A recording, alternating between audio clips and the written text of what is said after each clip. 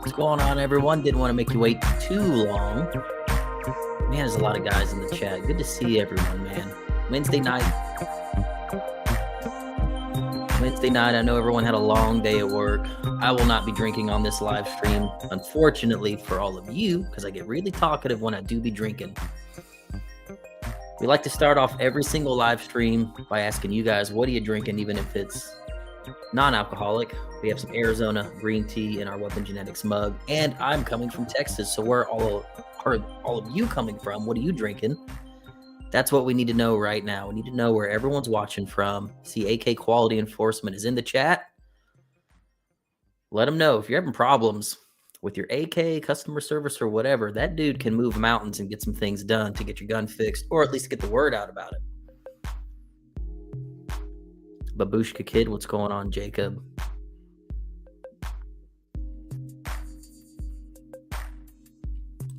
Gentlemen, what's going on?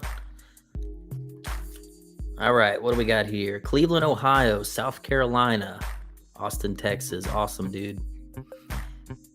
I have to say this because this popped up not too long ago. If you are watching this live stream later, once the live has ended and you're just watching it again, I know it's difficult because you don't see the comments. Unfortunately, the streaming service that we use doesn't record the comments on the screen. So if you want to watch this again later, you can watch it on YouTube, see the live comments. If you're on your phone, you can see the live comments. I will always try to remember to highlight the question as we answer it so that if you are watching this later, you can see the person asking the question as well. I know I'm really bad about that. I'll just start answering questions as I see them. Davrinoff in the chat, my man. Good to see you. Corpus Christi, Texas, on Alaska, Texas. That is actually where Rachel has a lot of family out there. She's going to be surprised that I even knew that. A lot of people from Texas. Very cool. All right. In today's live stream, we have a very special guest. A guy that I want you all to know. I want you to follow his social media. I want you to check him out on YouTube. He's got some awesome videos. Follow him on Instagram. The dude is extremely active in the AK community, and that's kind of the point in today's live stream is the AK community and who I think really represents that. I've been traveling all over the place, shooting matches, doing these events, going to events, and you meet a lot of people. A lot of people that are kind of casually into AKs or just this culture in general. Then you meet some people that really make you proud to be a part of the AK community. And that's this guy. His name's John, goes by Goblin. You've actually seen him in several YouTube videos. If you look up our Kalashnikon footage from last year, you'll see John in that video. We actually shot the Sons of Liberty carbine match with John. Unfortunately, that video had to go bye-bye, but if you saw it when it was up, if you were lucky enough to see it, you saw John. Anyway, on YouTube, you can find him at Kalash Kamaz. You'll see it down there in the bottom of the screen. Let's go ahead and bring him up. But first, let's all bow our heads and take just a moment to pray to the real AK Jesus, Misha Cope. Misha, we want to thank you for this live stream. We want to thank you for Bulgarian imports. I hope they last forever. We want to thank you for Serbian imports. We hope they last forever. We hope those M70 stay at sub 1K. I want to thank you for giving us all of your knowledge on importation and really letting us know what American AKs to not buy and which ones to buy if we're absolutely broke and drank a little bit too much. Thank you so much for your black boxes. I love it when you drink too much and rant. Thank you, Misha. Everybody, let me welcome John. Howdy, howdy, howdy. Thanks for having me on. Man, this is exciting. How y'all doing tonight? This is exciting. I know, man. You got so many people in the comments. Davrinoff, man. What's got your rig right here and all that? Sick, man. Very cool. All right. Put a little bit of tunage back up here. There we go. Everybody. Yeah, man, the comments be popping. See Pascal's in the comments. Davronov, yeah, a lot of the OGs. AK quality enforcement. He will move mountains for you. He will. So, John, I want to start off by letting you introduce yourself. Tell people about your social media, where they can find you, and just real briefly, a brief introduction, man. Let them My know. name's Sean. Some of you know me by Goblin. My social media, Instagram, Goblin Wolf TX. I'm Kalash Kamaz on YouTube. Just an AK lover, content creator, dork. Not a whole lot else to it, man. I mean, AKs are my life, so I mean, there's not a whole lot else. Real. I mean, I'm not that interesting of a guy. That's me right there. That's my whole life. Interesting of a guy. Yep, bunch of no friend stuff right there. Getting faster reloads. Where can people find you if they wanted to jump off the screen right now and go find you? Over on YouTube, Kalash Kamaz. Over on Instagram, the Goblin Wolf TX. I mean, I don't have TikTok anymore, unfortunately, but you know, you know how it goes. That's fine. We should all stay off TikTok. Yeah, I know. Too many Ulus. Well, I know that there's plenty of people in the comments that do know you, but hopefully by the end of this video, we're going to maximize that number. John I know lots of these folks. That's kind of awesome. John's just below 1,000 subs on YouTube. We got to give him over that mark. And I'm telling you, dudes, like... Yeah, I'm a small content creator. I think I've really gotten to the point now where, man, some of the bigger, like larger channels, I don't really watch them much anymore. I found myself unsubbing to a lot of really big gun channels. Same. And there's some smaller channels out there like yours that I watch every single video. Like literally watch every single video. You're like putting in work and you're honest, you're truthful, and people can like see the passion that you have for the platform. And I can really relate to that. So I know the viewers can too. You would like the stuff, so you guys should check it out. I really appreciate that, man. I mean, honestly, that's similar to how I found you a while back. I mean, you know, you haven't had as many subs as you all have now the whole time. I mean, you know, it's we're not Grantham, you know, so that's what I'm saying. I mean, we're kind of under 50,000. We're all kind of in that level, I guess. But you're actually almost at 100, I think, right? We're working on it. Yeah, you're nearly there. You're nearly there. Your past year has been incredible, absolutely. But I mean, man, yeah, at this point, I find myself watching a lot of videos where like it'll be like 10 years ago or something like that, you know, and I've never even heard of the person because I feel the same as you. I haven't even really been watching any of the high production value, like, you know, plus million subs kind of YouTubers. It's just not my content really anymore. But I think, you know, they need to do safer content, so that's probably some of it. You ever find, I call them like dead channels. You'll find a channel that whoever was on there was making content for a long time, good stuff, and you're like, oh, this is cool. Then you go follow them, and it's like they haven't made a video in like 3 years, and they're just gone. Yeah. I wish I could even remember some of the names of some of those to shout out because I have a whole like bookmark of those in my playlist. I'm trying to think. That's there's some weird ones I found. Even some like not even gun channels. They just get into guns, like just some random machinists and stuff that are like, you know, hey, we're gonna drill out this for a trunny, blah, blah, blah, and then they never do a gun thing again. But then I end up watching a machining channel after that. Yeah, I'm trying to remember the name of one right now. God, he comes to Kalash Bash. Oh. Let me know in the comments. AK Gunsmith channels. Some people know who I'm thinking of right now. You've met him at KB. I can't think of his name. Doesn't make a lot of videos anymore because YouTube doesn't like that kind of stuff anymore. Oh yeah, when it comes to the gunsmithing videos, man, Babyface P. Yeah. That guy's channel's awesome, man. I like that guy's channel a lot. He's the guy that pops up a lot on. Ooh, what's the other guy's name? Babyface P. He pops up on Hank Strange on that channel a lot. Oh, cool. I didn't know they knew Mel each other. 64D. You guys can read my mind. Jerry, that's why I love you. Mel 64D, man. Awesome gunsmithing. And he comes to KB. He's actually made some really good KB videos, but he doesn't make a lot of videos anymore because he doesn't want to play the YouTube games. And I don't blame him. Yeah, I mean, dude, even with as small as my channel is, I've still had to run into crap like that. It's kind of awful. I mean, like I said, I don't have a TikTok anymore. It's all related. They're just clamping down about guns, period. There's no other way to put it. I want to say the first time we met had to be at TK. I think Had to so, be. yeah. I mean, that was my first like run and gun match, definitely. So, I mean, I'm pretty sure it was there. Yeah, actually, I do remember because I had a Kyber custom script. Yep. Yeah, I think it was there. And it's funny. A lot of us that we now see all the time. I think of guys like Jay. I think of guys like Josh, uh, Jim Burgess. I met in other ways, but a lot of you guys met Jim at TK. Hmm. Jose, some like really cool people. We're yeah. just At all this kind point, of in a similar area, and we all congregate once a month. It's a really cool group of dudes.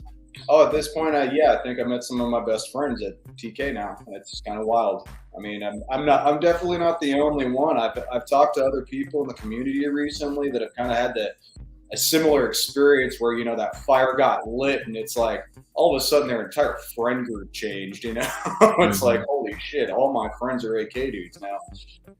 Oh yeah. And I mean, We've been running into that with the wedding planning, and we're like inviting people, and I'm like, man, I think like I call it like the first half of my life and the second half before all the AK stuff. A lot of friends from those days have kind of like yeah, I moved feel on. that. I It's feel just that. like nothing but gun friends now. Yeah, I feel that because I mean, I spent God, about 20 years or something in the music industry doing various stuff like touring and did live sound for a long time too. And I mean, it's a different world, but it's like, man, I still got my friends from then, but it's like not like I'm talking to them every single day or nothing anymore. It's kind of wild. It is literally just a whole other. Yeah, I feel that same thing. It's like before AKs, after AKs. Because I mean, I was definitely a little bit of a late bloomer. I'm one of the older folks in the community, despite this pretty face. I mean, Yeah, I think I was a late bloomer too. That is actually leading into our very first question here that I have for you. okay. I'm not going to ask your age, but what I will ask is, do you remember the first like gun experience that you had? Not necessarily AK, just the first time you shot a gun and it really like kind of grabbed you. Oh man, because I was born in California,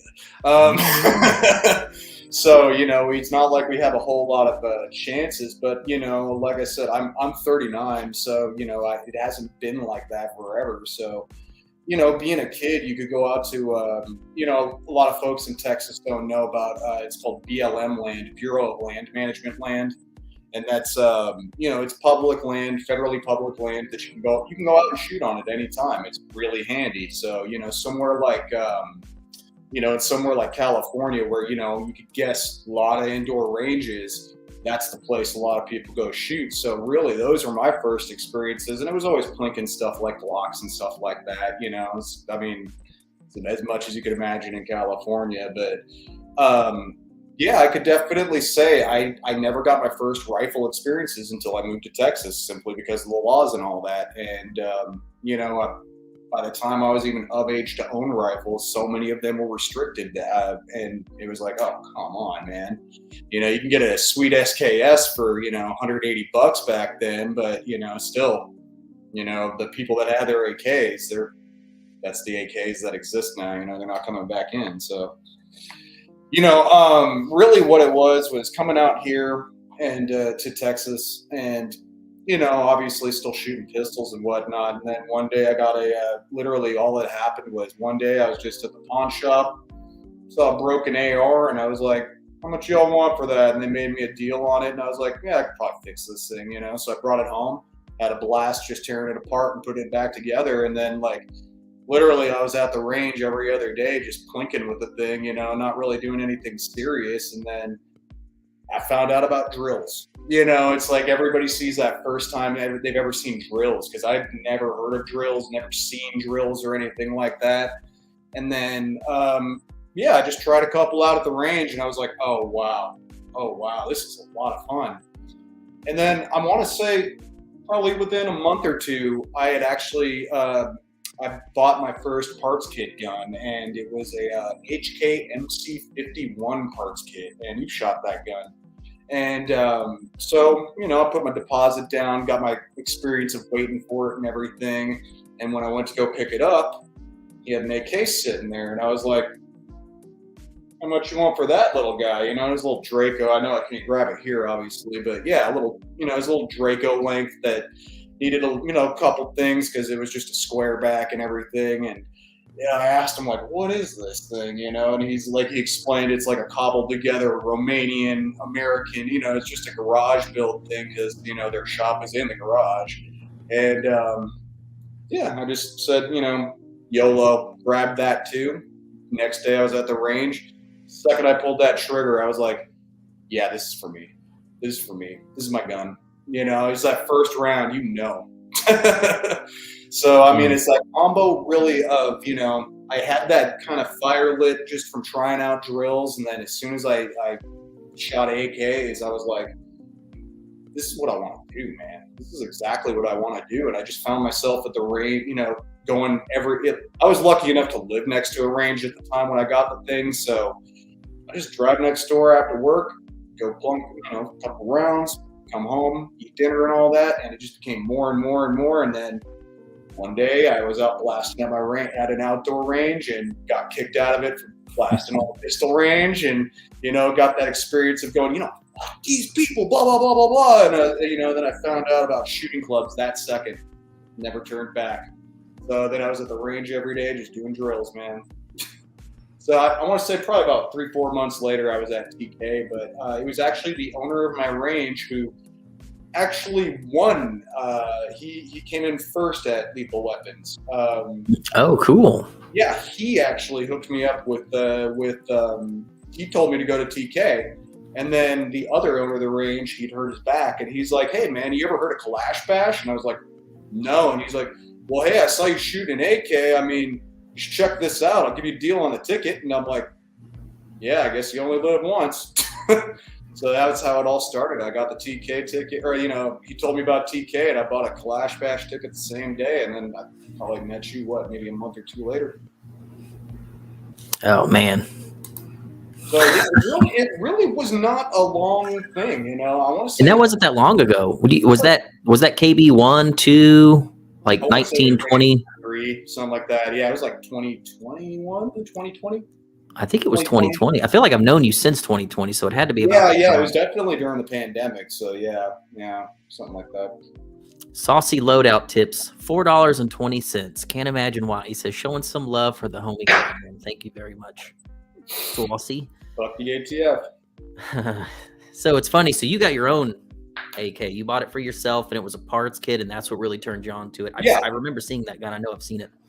Yeah, and it's like I got that experience of my first gun being a parts kit gun, so I had that janky kind of, you know, I'm like, damn, this thing rattles a lot. And clearly judging. I mean, he builds great guns, but he admitted that thing was just slapped together, and he was like, I'll give you a deal on it. And I bet it still works great. I mean, but yeah, actually, I'd shout him out. Inter Forearms, really good builder. He builds a lot of historical stuff. Like I was telling you, he built a Misha gun pretty recently. Pretty cool AR. I think it was an AR-70 or something, or A-70. Can't remember. I'm not a Beretta guy. Kalen's song tips $10. He says, KK, not sure if you remember. I think I may have met you at that was my first Kalash Bash. Yeah, because Kalen is also from California. I know that, and he showed up at TK one day. I saw. So I'm happy you're out of out of that state, man. Jesus, this guy's awesome, man. So when the first Kalash Bash wrapped up, last stage and everything, he was like, you know, we were just hanging out all day, obviously, on the squad, and he was like, man, I got to fly back to California. Hands me all his ammo, just goes, here you go. Oh, hell yeah, dude. That's what friends are for, man. Well, so he got out of California. He got friends out like that. I know. I'll never forget Kalen's song, and he's also got an amazing name, man. It's a really memorable name. Pascal tips €6. I don't know what that says. I'm sure it means tip a big booty waitress with this $6. For real, I'd hit the Google Translate, but I don't even know how to pronounce that weird B thing. What's that weird B thing called? Yeah, I don't know. We love Pascal though, man. So thank you, Pascal. Thank you for the umlaut. AK quality enforcement tips $20. Money means nothing to these people, Goblin. Like me and you, I guess we got to work for it. These people, they just walk in their backyard and pick it off the money tree. AK Quality Enforcement says, sending my love and support. Love this community. Hell yeah, dude. I'm actually probably going to meet this dude one of these days. I've been working in his hood. I won't say where. Very cool. Very cool. Yeah, I know. I just saw him put down he was in Louisiana. I'm like, oh, very cool. Okay, well, if that's out there, then... No, you put it in the comments. I didn't realize he was that local. You never know some folks. I saw someone from Alaska. I mean, shit, I worked in Alaska. It's fun. Up in Dutch Harbor. Yeah, on Alaska and Texas, Rachel's grandparents used to have a lake house out there. Oh, wow. Wow. So you spent a lot of time out there as a little person. Wait, so did you say there's an Onalaska, Texas? There's an Onalaska, Texas, yes. Oh, wow. I misread that. I thought it was Alaska because, I worked in Unalaska, Alaska. Oh, Unalaska, got it. Yeah, there's actually, we're a Dutch, what's that? Sounds very similar. TV show, Deadliest Catch and all that is. Ah, cool. So, one thing I wanted to ask you about, one of the things that I found most impressive about you personally, I always prided myself on like being a person that, I'm involved in the team that puts on KB and that's all cool, but I definitely like to go to other people's events and buy a ticket, spend money and go patronize other people's things. I think it was last year, you went to Kalash Bash, Red October, Thunder on the Tundra, Masters, Kalashnikon, Two Kalashnikons, winter and summer. Red Labor, and that was the one in California. Right, Red Labor. I gotta be honest, I'm not sure if I'm missing any. There might be, because there's not a lot of AK events. I know there's one called Kalashtober, but I couldn't find anything about it. That's Ken Allen's thing. It's more so like a training event. It's not necessarily like a match event. That's what I heard. What's crazy is you did all that in a year. Dude, some people, it would take them 5 years to hit all the big events, maybe going to one this year and going somewhere else the next year. You did it all in 1 year. You drove to every single one of them, shot every single one of them. That's freaking commitment, man. Like, what spurred you to do that? Well, really what it was, my employment does allow me quite a bit of freedom. I work at a mortuary, so it's, it does allow quite a bit of freedom because... also very interesting. Yeah. And, I had some money in the savings and, I was one of the people that, I hit a little bit on the stock market during the pandemic and all that. So literally all that I did with it was like buy cases of ammo.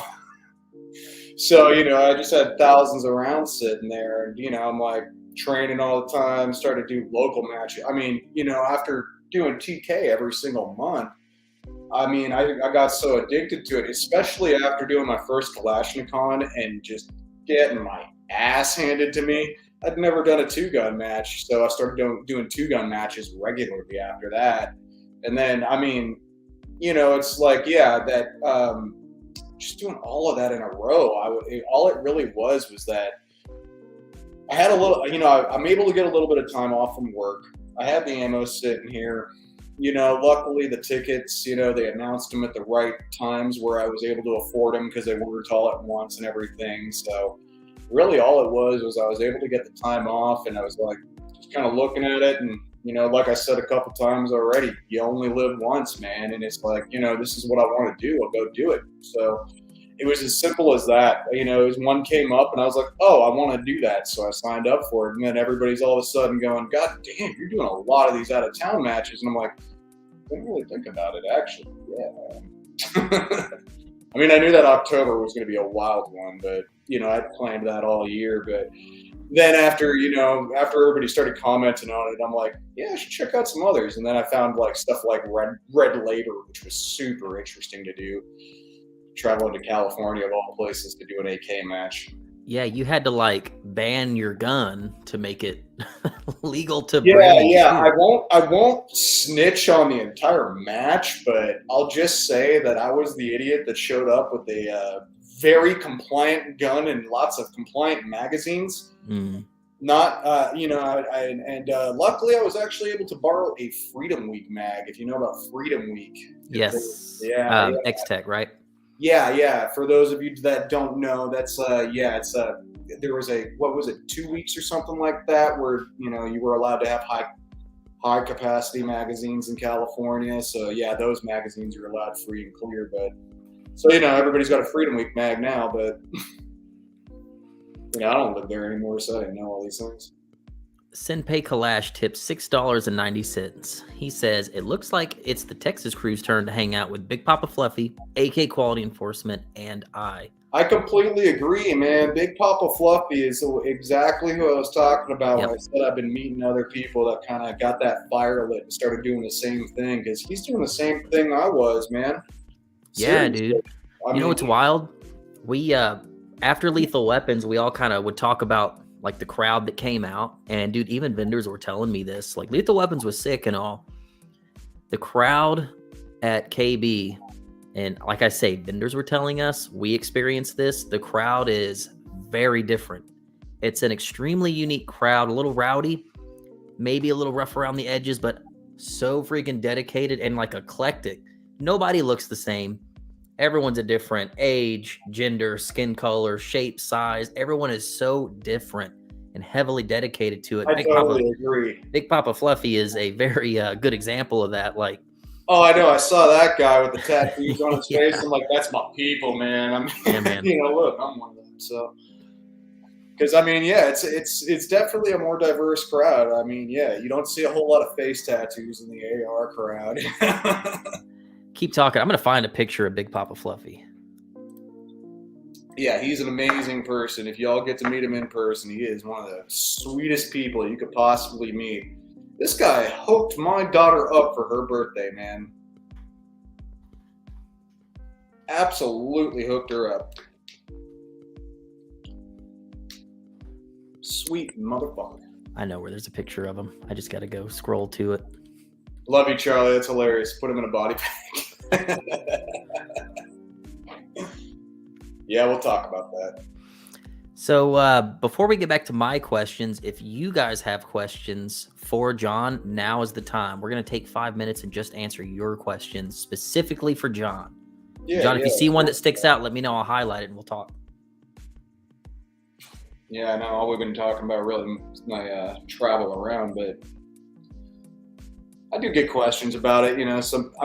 Some people ask me, like, what's the best one and all that. I could not answer that. That's way too subjective. I do have my favorites, though. Here's your boy. Yeah. That's the AK community right there. That is the AK community. Abso-freaking-lutely. And I mean, with a gun that he won at Kalash Bash in his hand, too. And, we got so many compliments about him. The Tammy, who is the wife of one of the range owners, came over and she's like, that guy, he was so polite and so nice. He was just so polite. Like, Big Papa Fluffy. She's like, oh my God, he was so nice and polite. And he was just a very pleasant person to talk to. And Tammy's like a Karen, like a very nice Karen, but she's like, she looks like your typical Karen. It's just funny how they were like mingling. It's really cool. Yeah, I know. Dude, this is going to turn into the Fluffy stream because, the other funny thing people wouldn't expect about him is he's ex-military, too.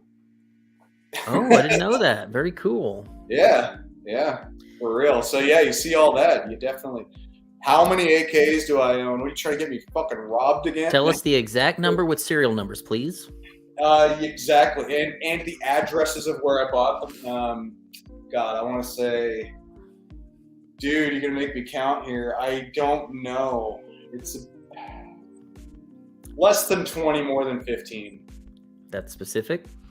Is the Crink the new top girl? I know you got a Crink recently. Yes, I did get a Crink recently. It's a factory SBR too, so I had to wait a year for that sucker. Nice. Oh, yeah. And, of course, do I know the Of course. Where's Sarah Connor? Do you know the location? The mental hospital. She's wacky.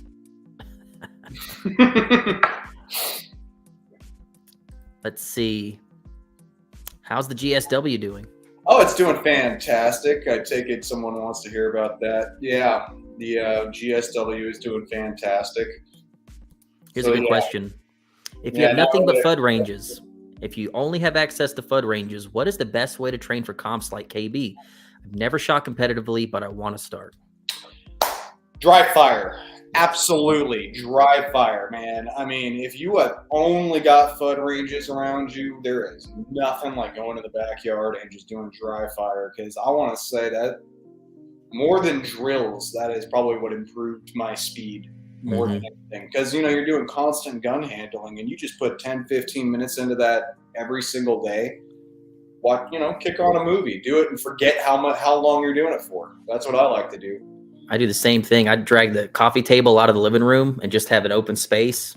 I'll just sit there and just put something on YouTube, and I'll just sit there and work with it. I know. I got my perfect spot in the couch where I flick my mags and everything. And I do the same thing. I let them fly and hit the couch so they don't bounce off the floor. And it's a weird thing about that too is you can even notice it helps you with consistency on how you pop the mags because, I kind of switched up my reloads due to some of your tips, definitely. And it's like that pop first thing. It's like you start noticing that sucker starts landing in the same place every time after a little while, every single time. And you start noticing that consistency build without ever firing around.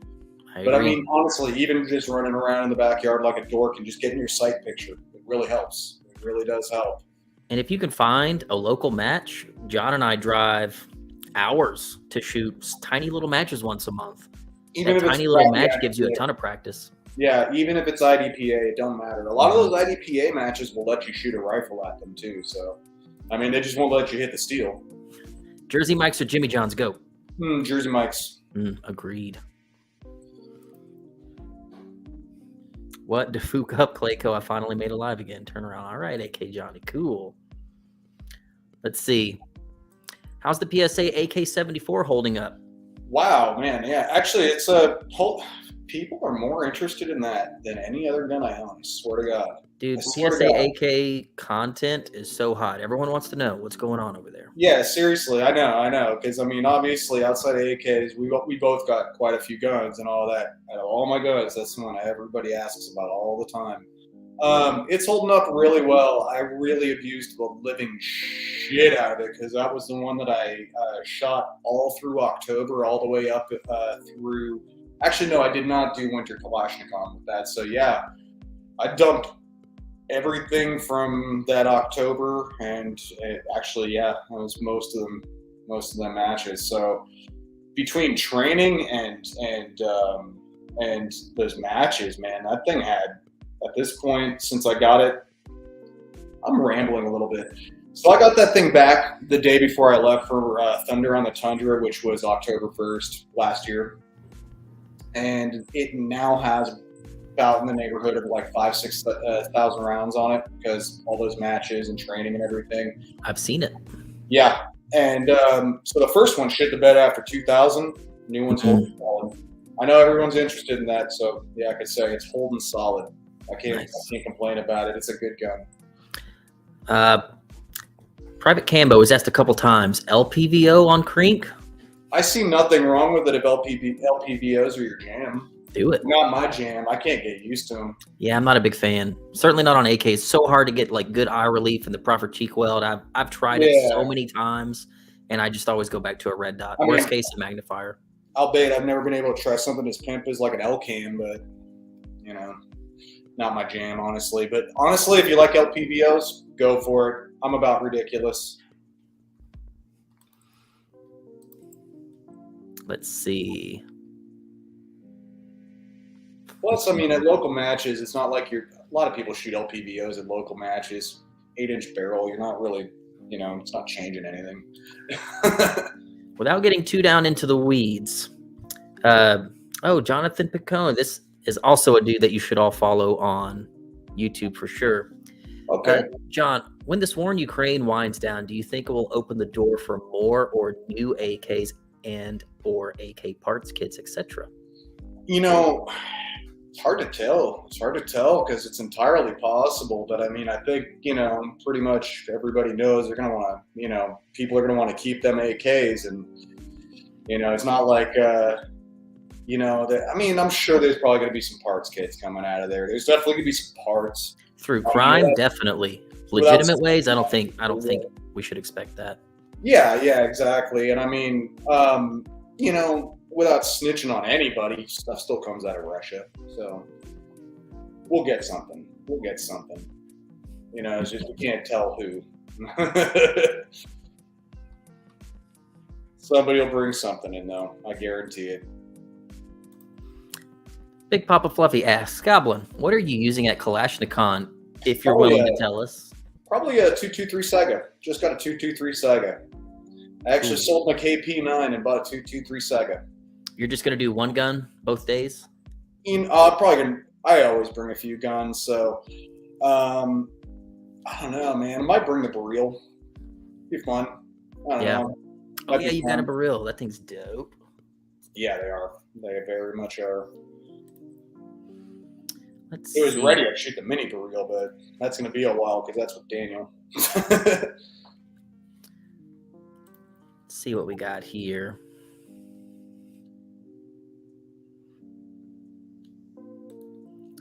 Did you try the Plum 74 mags with pod arms 5.56 followers yet?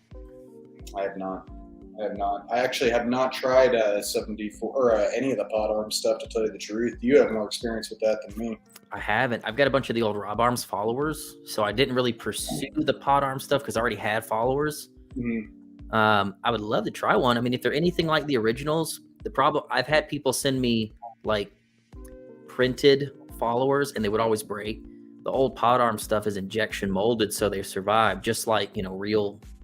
Oh, pod arms are injection molded. I didn't know that. Okay. I don't know if they are. I'm just saying. So I literally, I've never even held one in my hands, but I would be interested in trying one. So I don't know.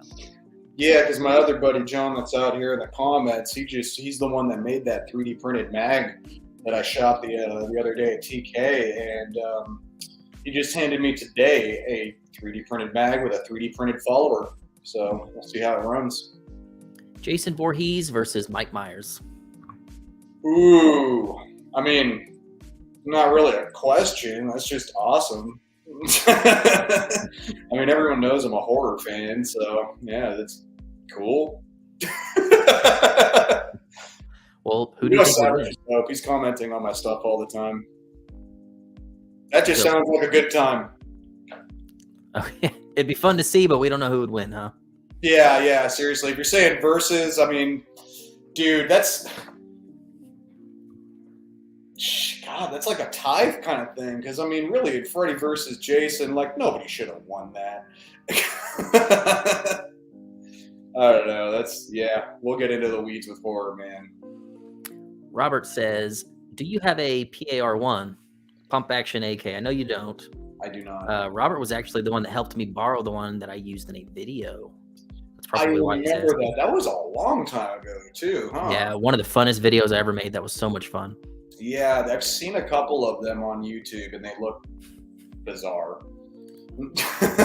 Any thoughts on the Anderson dissipator? I'm not sure if this is a question for you, John, but I don't know if you saw that. So Anderson, you know, the Poverty Pony Lowers, making their own dissipator now. I think with that's rifle length gas. Awesome. I think that is absolutely awesome, especially for us North Hollywood fans, because, I mean, not all of us can really drop the cash on either scraping up, pre-Wyndham Armory stuff, so. Which I think you have one, don't you? Like a real dissipator? Or is that borrowed? It's a Bushmaster dissipator. They're the only ones to actually like label it dissipator. However, people call them faux dissipators because they don't have rifle length gas. All of the Bushies either have carbine or mid length, and mine's mid length. I think it's cool. I got no problem with Anderson at all, man. Honestly, I got an Anderson lower on my stuff. It's cheap AR stuff. Cheap ARs are still fine. Super Geo Killer asks, with all the new knockoff Zenitco coming out, do you think there will be new underfolder stocks to work with optics? New underfolder stocks. I wonder if he means like if a lot of people are using railed dust covers where you could use underfolders, maybe we'll see some options. Maybe. I mean, some of the companies doing the knockoff stuff, some of them are making little changes here and there, so that's entirely possible. I don't see why not. I mean, there's a lot of it. I mean, I'll admit, I mean, some of it's interesting, but let's see. Yeah. Do you have a Waffenwerks 74? Is that the gun right now that we're seeing? That's the Bulgarian 74 is the Waffenwerks, yeah. Midwest Savage, guys, this is another guy that is a little, I hope he doesn't take offense to this, but a smaller channel, kind of just starting out, makes really good AK content, really good stuff. Absolutely. And he also goes to AK matches. He's got Thunder on the Tundra coverage. I'm sure you two have met at that match. He even says he wants a 5.45 after he's seen your Waffen Works video, but ammo prices scare him more than his mom with a wooden spoon. I agree. The prices are very scary. Yeah, it's very scary. I literally looked probably 40 minutes ago when it was at 74 cents a round. No bueno. Crazy. Honestly, I think it's a good time right now, though, because, I mean, if you bought a 74 right now, I mean, sure, you're going to have to wait for ammo to come down, but what do you think is going to happen to the price of those guns when ammo comes down? Because by that time, AUSA is probably going to have their 74 on the market. Who knows? PSA might fix their 74 problems because it sounded like they were having a few with their 105s, but I mean, that's all AAC is. It's the PSA ammo brand, and they keep saying they're going to start making the ammo. Yeah, they said they're going to be making the ammo too. So, I mean, I don't think, all the imports, I don't think it's completely gone. I mean, nothing's going to stop them oligarchs from bringing in that ammo. And, I mean, they've been talking about it forever. We've all heard, like either talked to a PSA employee or just heard the rumors about the 5.45 coming. And it's like, really wish they would shit or get off the pot about that. But, I mean, whatever. If they get it right, they get it right. And that's cool. That's all I want. Just get it right. What's your favorite optic? I mean, all around, I would probably say just because, pretty simple, dude. You just go Holosun 403 because they're tanks. But if I had to go just my absolute favorite optic, would be the Primary Arms MD25 ACSS. I think a lot of people would agree with you, especially for the price. I really love it. I mean, I do have an EOTech, and I do love it quite a bit. But I don't know, man. There's just something about that MD25. I like it. Just like it. Map tips $5. Thank you for that. Money means oh nothing man, to I me. do not have any experience with any of the new Pioneer stuff, and I am super curious because, I've been paying attention to a couple people that have bought them, and a couple of the people that have bought them that I've been paying attention to are not dummies, and they say they're working out and they're loving them, and I'm like, really? Because you know who Pioneer was prior to they used to be a manufacturer for IO, so they don't have the greatest name in the industry prior, but people are liking these new ones, and I can't knock that. I mean, the new Forged series that they have, they're finally, they do have cast trunnions still, but from what I understand, for a cheap AK, people are liking those Pioneers. So, I mean, I hear the same thing. I have any experience with them. A good person to ask, his name is M26 Lemon Grenade on Instagram, Brad. He's actually got a Pioneer 5.56 underfolder. He's cut the barrel down and put a combo block on it. It looks sick, and I specifically asked him what he thought. And he is an AK purist, and for him to say, hey, for the money, it's actually pretty sick. For the money. Yeah. And I mean, I don't know if you'd want me to shout him out, but I just say, like, shit, I know somebody over at Barnola has got one, and he loves it. Absolutely loves it. Sorry, guys. We've gotten so behind on questions. So why don't you and I get back to the conversation at hand? So I have a question for you. You're in a band, right? Are you still in a band? Yes. What kind of music is it? Death metal. Death metal. I mean, yeah, you could take a look at me and guess. Yeah, death metal. I mean, the band's called Vulture Christ. You could guess what kind of music it is. That was one of my questions. I didn't know what your band was called. Yeah. I've seen a few snippets that you would post on Instagram. I posted here and there, and I mean, pretty much, everybody in the band is gun people, so, a couple of us are AK people. We bought and sold AKs between each other too, so. So how active are you guys? Like, how often do you do shows? Probably just every few months, honestly. Unfortunately, our drummer just had to leave just for life stuff, and we're all getting older too. For once, I'm actually one of the younger folks in the band because we're all getting old now. But how long has that been a thing? Man, I've been in that band for about 6-7 years now. Wow. Were there bands before that? Yeah, I was in a band called Eat the Living for a long time. It was you could find it. We were signed and touring and all that crap. Yeah, it was, from Night of the Living Dead, the Dead Rise to Eat the Living. But yeah, I mean, I used to be in a bunch of grindcore bands. Like I said, I'm from LA. It's where it comes from. If you're not aware of what grindcore is, pretty much just take punk music and Do that to it. Add machine gun noises to it. Not the same thing, but Rachel's kind of going through a bit of a typo negative phase at the moment. Not like typo, but I love typo. Yeah. Black, black, Yeah. black, black. Yeah, I've heard your band. Yeah, I know it's nothing like typo. But freaking cool, man. We all love typo, though. Just another one of those things, man. It's just like the people that are in this community. It's not the same as other communities. It's not as vanilla as a lot of other gun A communities lot of are. different flavors of personality. I mean, like we were talking about with Fluffy, you know, he's a tattoo artist, you know, and I mean, you know, it's, you know, like I said, I work at a mortuary, you know, it's like, you know, you just meet so many different walks of life in the AK community. And I don't know. It's like, I mean, I don't know. I hate to make fun of the AR community, but a lot of office jobs. It's true.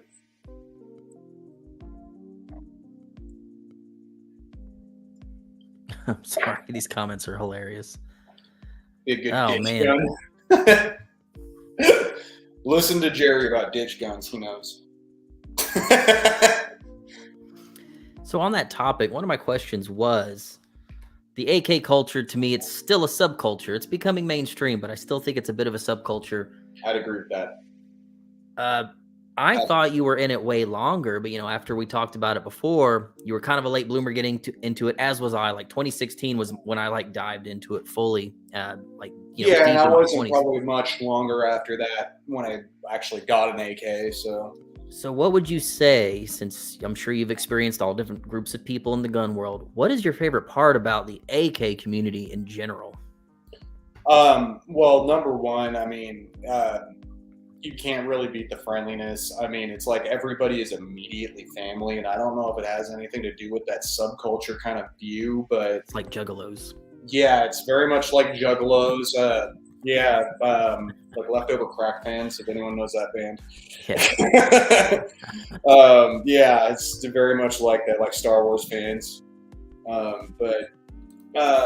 it's just like immediate family, man, and it's just so shocking how you can meet someone once in this community, and they'll, they're like, they're like your brother forever. It's kind of crazy. And other than that, I'd just say this community is probably more willing to teach than I've seen any other gun community.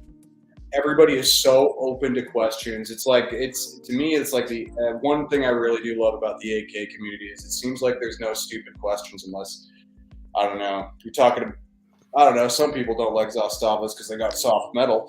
I was going to say, you must not be on the same forums I'm on, because some people I know, stupid it's just, questions yeah, at all. It's got a toxic element. There's a few gatekeepers here and there. Yeah, it's got its toxic elements. I mean, AK Files has its moments of toxicity, but it's overall the community's fantastic. Yeah, I would have to agree with this. AK Quality Enforcement says there's like two subcultures within the subculture. You got Redditors and you got everybody else, and I would definitely That's true, agree with because that. the AK-47 subreddit is probably the most toxic one. Dude, man. Everybody seems to agree about that. They're like, everybody I talk to is like, dude, I made one post on there, got banned. Yeah, it's unfortunate. I used to tell people to go there all the time. Reddit does have, Comblock Market was cool. I believe Comblock Market 2 is still a thing. I think that's the thing these days. I don't know. I mean, honestly, on Reddit, I look at camo threads these days. Big surplus guy, so that's usually my thing. Mm-hmm. Well, that and selling stuff.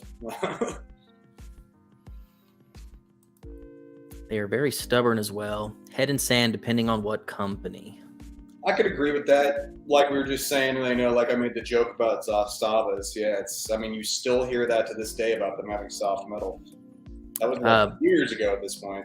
Crypto Alliance says, if you own an AR, you like wieners. Well, I guess I like wieners. I've got a couple. Crap. I own them, and I didn't even know that about myself. I just won one from your event, so you just made me a wiener. Oh, I got you into wieners? Nice. Yeah. He's giving away ARs, man. What do you think of him? Oh, well, then he's Pac-9 Life for real. Have you seen this, man? Somebody just put Pac-9 Life. What was it? Outburn. Have you seen this Bad Elements Lab Instagram. Yeah, I've been following Bad Element for years. He comes and goes from social media. I've got a couple of his mags that he made. And that's how I've been with his social media. I kind of checked in here and there, but man, I wasn't aware of his Rack 9 Pack 9 project. Yeah, awesome. Those are pretty old. We actually shot him in person at Red October, like 4 years ago. I got a video of it. He'll actually take. He'll take. I think they're like PPS 43 mags, and he'll weld an adapter and take the plastic adapter off the gun. You'll have like real steel Comblock mags. Yeah, he actually gave me some tips on how to do the. Because I mean, apparently it's the Gen 1s that they'll fit. They'll fit those magazines right in, rock and lock, no modifications. Yeah, they've got AK mag welds, so he literally cuts the top off of an AK mag and welds it on so it locks in. Yeah. Amazing. He said that a couple of them might require a new trigger guard, but not a big deal. Especially on a cheap ass gun like that. But I mean, they're super cool. I think he does them with Sten mags too. Yeah, I think he does. He does straight mags and curved mags. Derek Smith, I've got just the guy, and we'll bring him on. We have a guy that we shoot with, Jay Wook. He also makes me mags. Huge Zastava fan. Loves the stuff. Loves Yugo AKs. We're gonna have him on one day.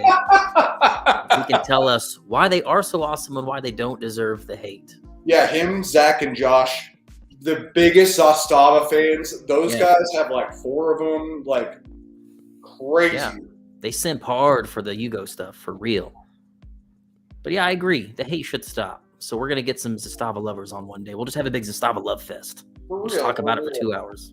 But hey, I mean, for people wondering about that, I mean, it is true they bought all new heat treating equipment in response to that. So personally, I'm one of those people that I like when a company listens to the community and corrects things. I mean, obviously there's other companies we could talk about, but we probably shouldn't. But I like when companies do that. I really do. Midwest Savage says, Clay, all these live feeds need a Morty cam. I totally agree. He's right there. Oh. On cue. Let's just take a moment of silence for this bad Johnny right here. Oh, what? We're talking about you. Hear Rachel screaming. That show up in my videos all the time. Dude, he farts like a grown man. It's loud too. My kitten does that. I know, I'm a cat guy. I even had a cat named Misha. I agree. We should get Nico from Wraith Defense on. Dude. Anti-Zastava side in the argument. Nico's cool, man. They've actually come to Kalash Bash once before and like sold everything that they had. They did. Dude, yeah, we'll have to beg them to come out again because we Cookie Cam. A few of us, we could shout out a few people in the community because. Zach actually was the match director of the annual Wraith Defense match, and I mean, I was ROing over there, so I saw those guys. He'd definitely be a good one. He's very opinionated.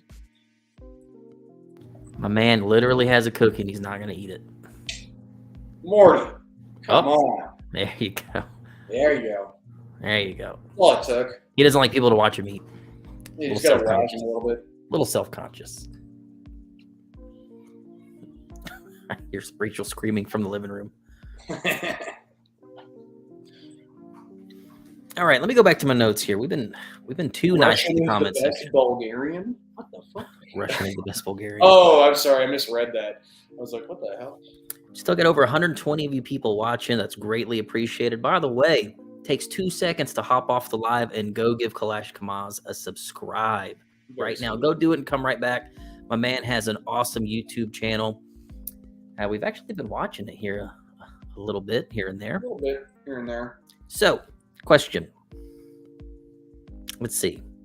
We already asked what the best part of the AK community was, and I would agree with you on a lot of those points.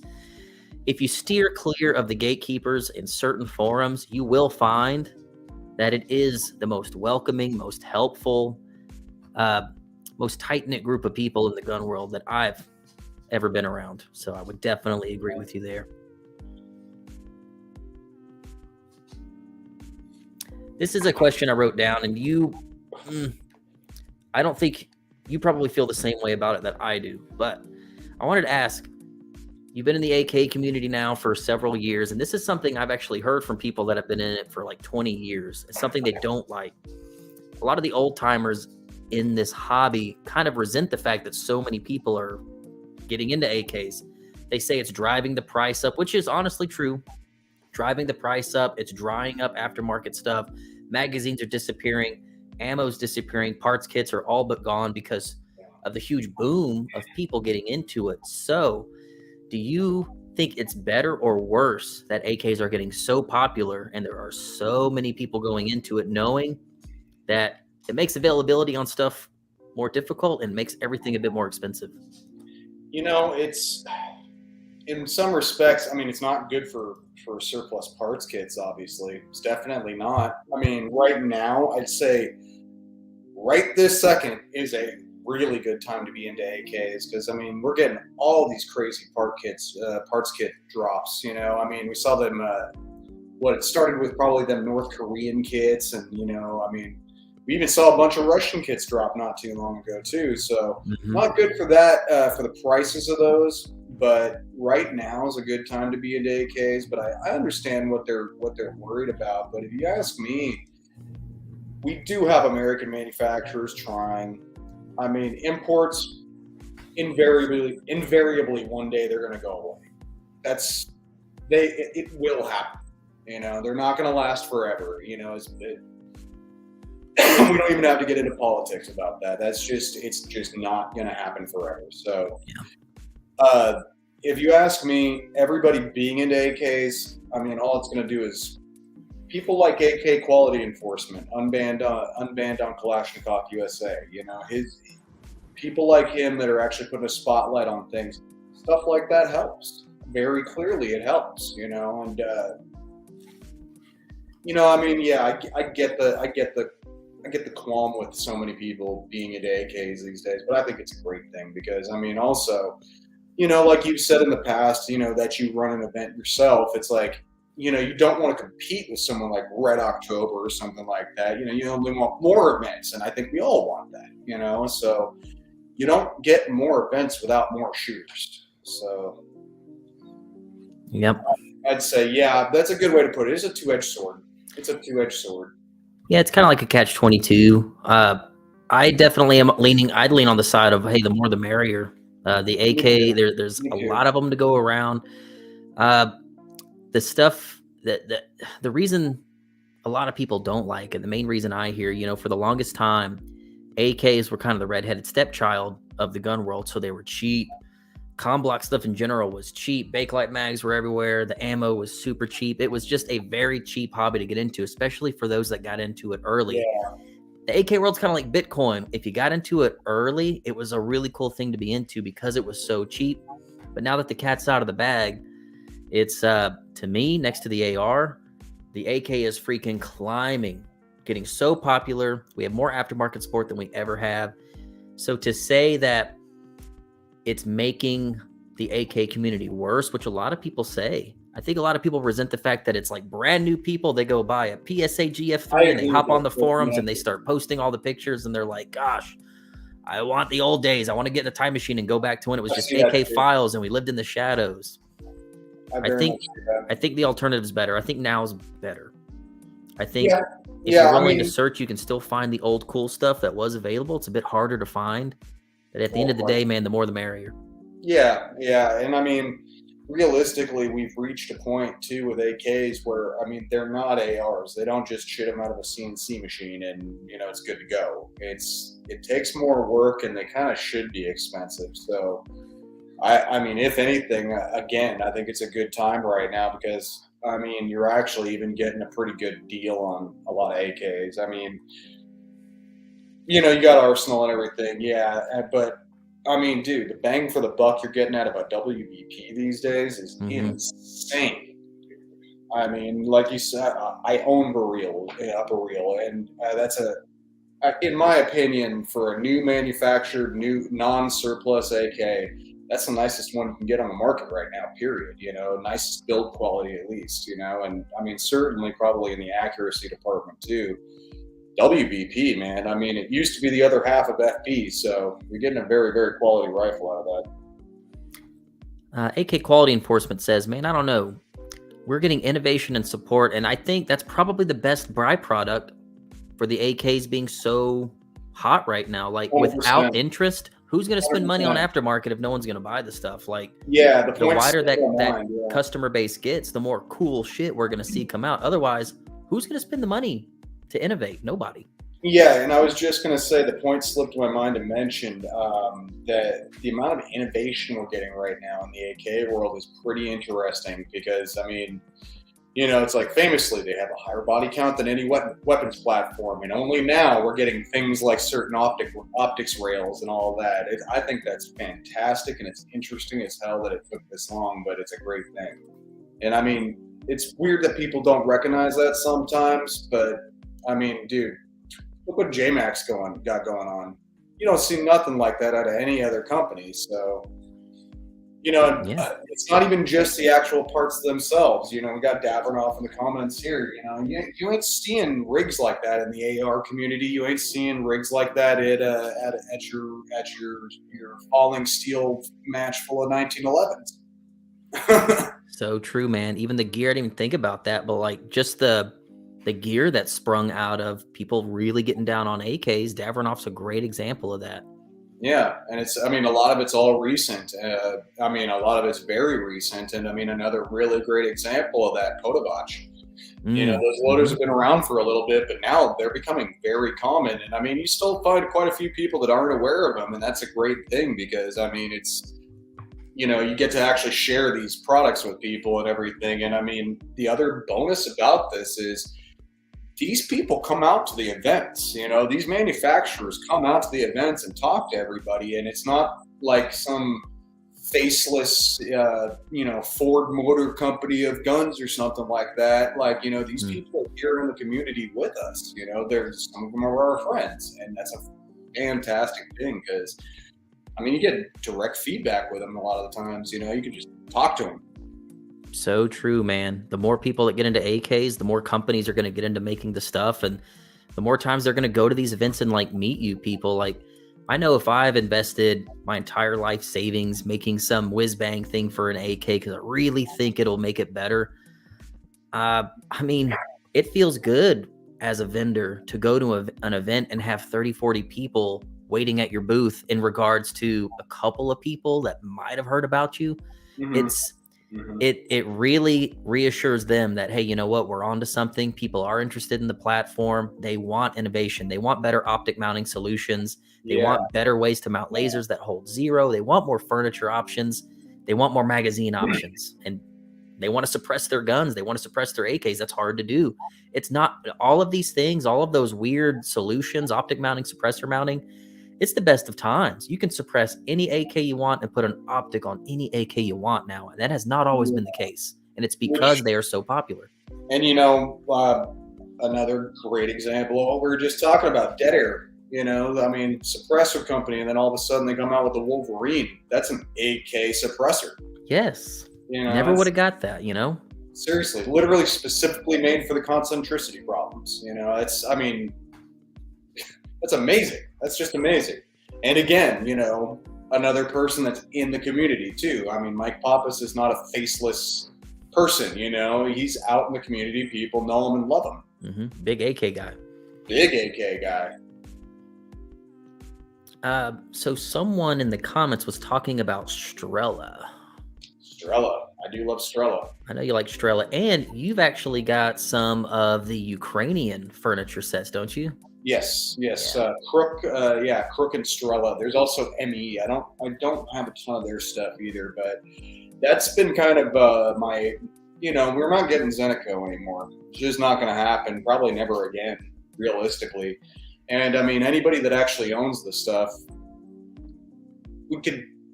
it's you look at the quality how you like, you know. I mean, the realism of it. There's a if you bought it when it was appropriately priced, it's cool stuff. If you're buying it for today's prices, it is 100% not worth it. Do not pay $1,000 for Zenico. Don't do that. Yeah, that's so dumb. For that.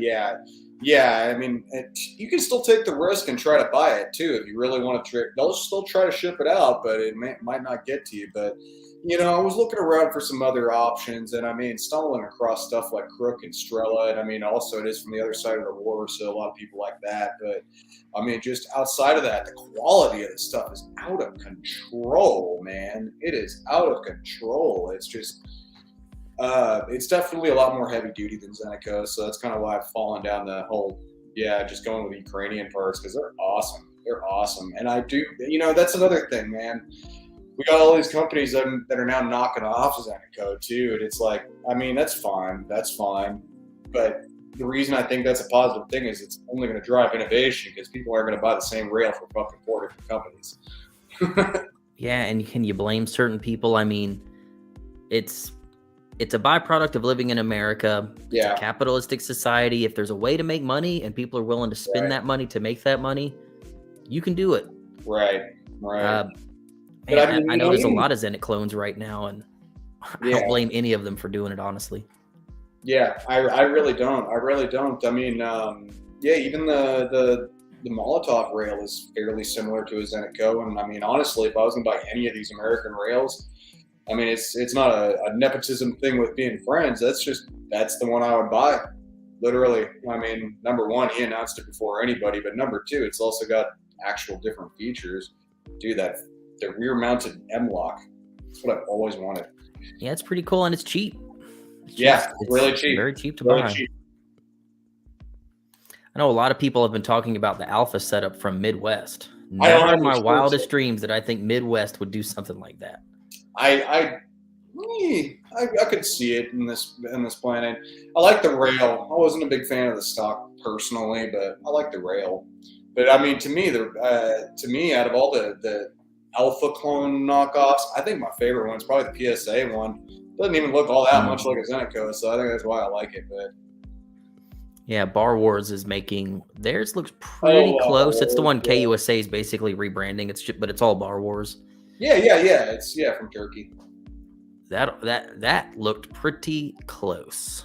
It looks very, very, very close. It even has bolt holes like in the same place to adapt to B33s and B10s. I was gonna say it looks like it's running. It looks like it has basis holes. Their mounting solution instead of M-lock.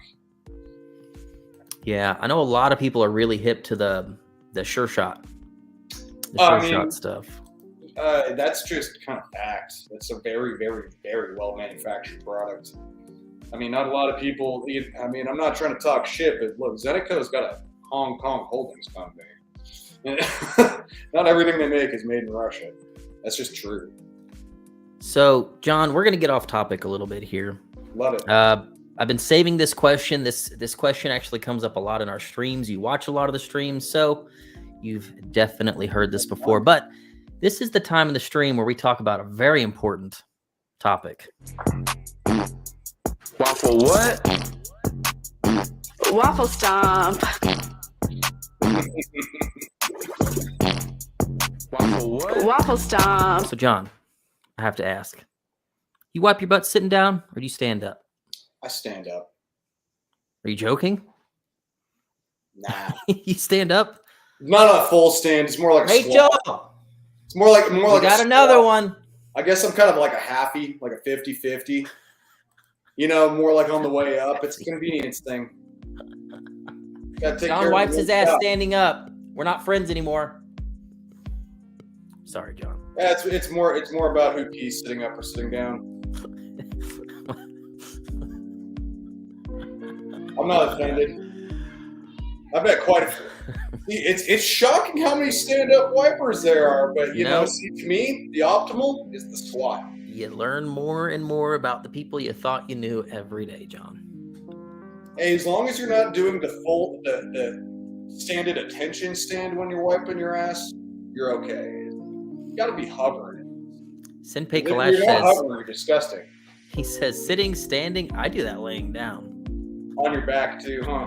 Lays down to wipe his ass. I would love to see how that works, the mechanics. And dude, Senpai Kalash is another one of those great examples of, folks in the AK community, man. Like, because shit, man. I mean, he's a Kalasher definitely, but I started seeing him too. He came all the way out to a Texas Tactical, which is one of our local events. He came all the way out for one of those with Fluff. Jerry K says, Yeah, I know. at least y'all are wiping. Jerry's all like, you wipe? Oh, I man. won't argue with Jerry, man. His guns are insane.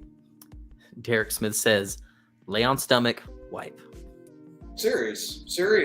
See, I mean, I think most people tend to agree. It's not about the poop. I mean, because it's really more weird about the peeing. Because, I mean, dude, women that pee standing up, that's real.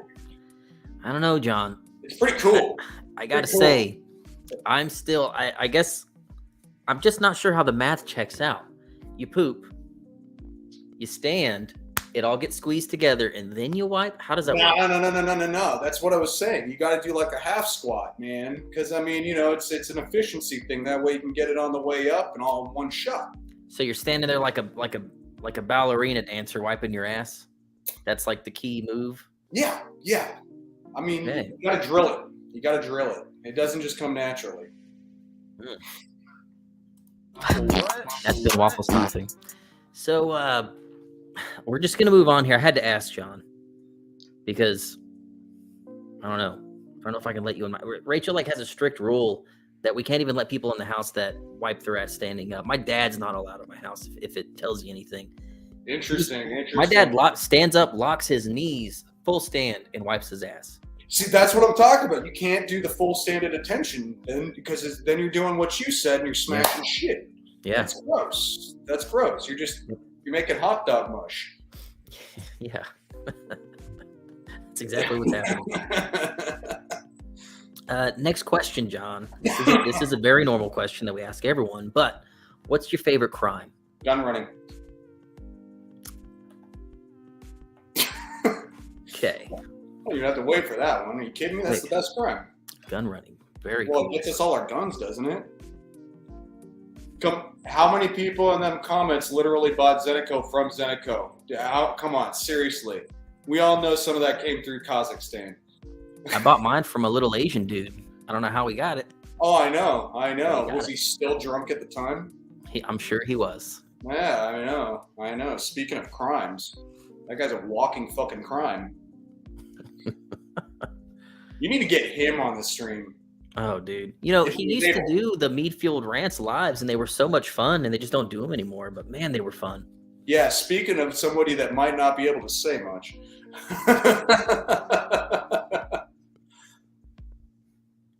Oh, my God.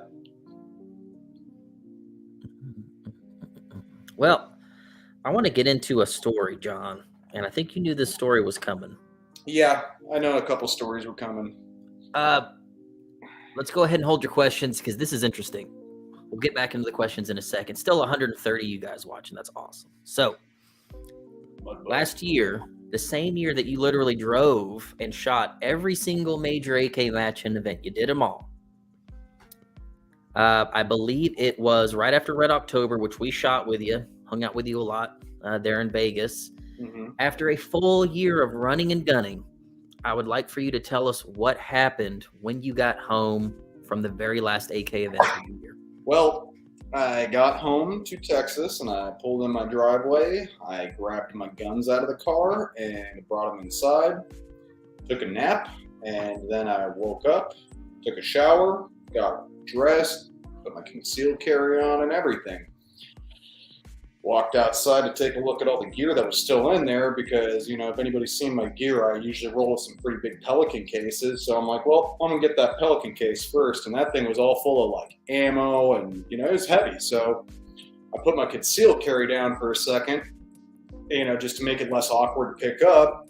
Pick the thing up, car pulls up, and a couple people shot a few magazines at me, and I got shot. And So, yeah, a lot of folks think it was. I right off the bat, I have no idea what it was about. So yeah, it was just very random. But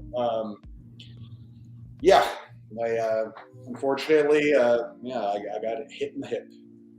As we like to say, it kind of shot in the ass. got shot in the ass. So, again, you just get home from Red October.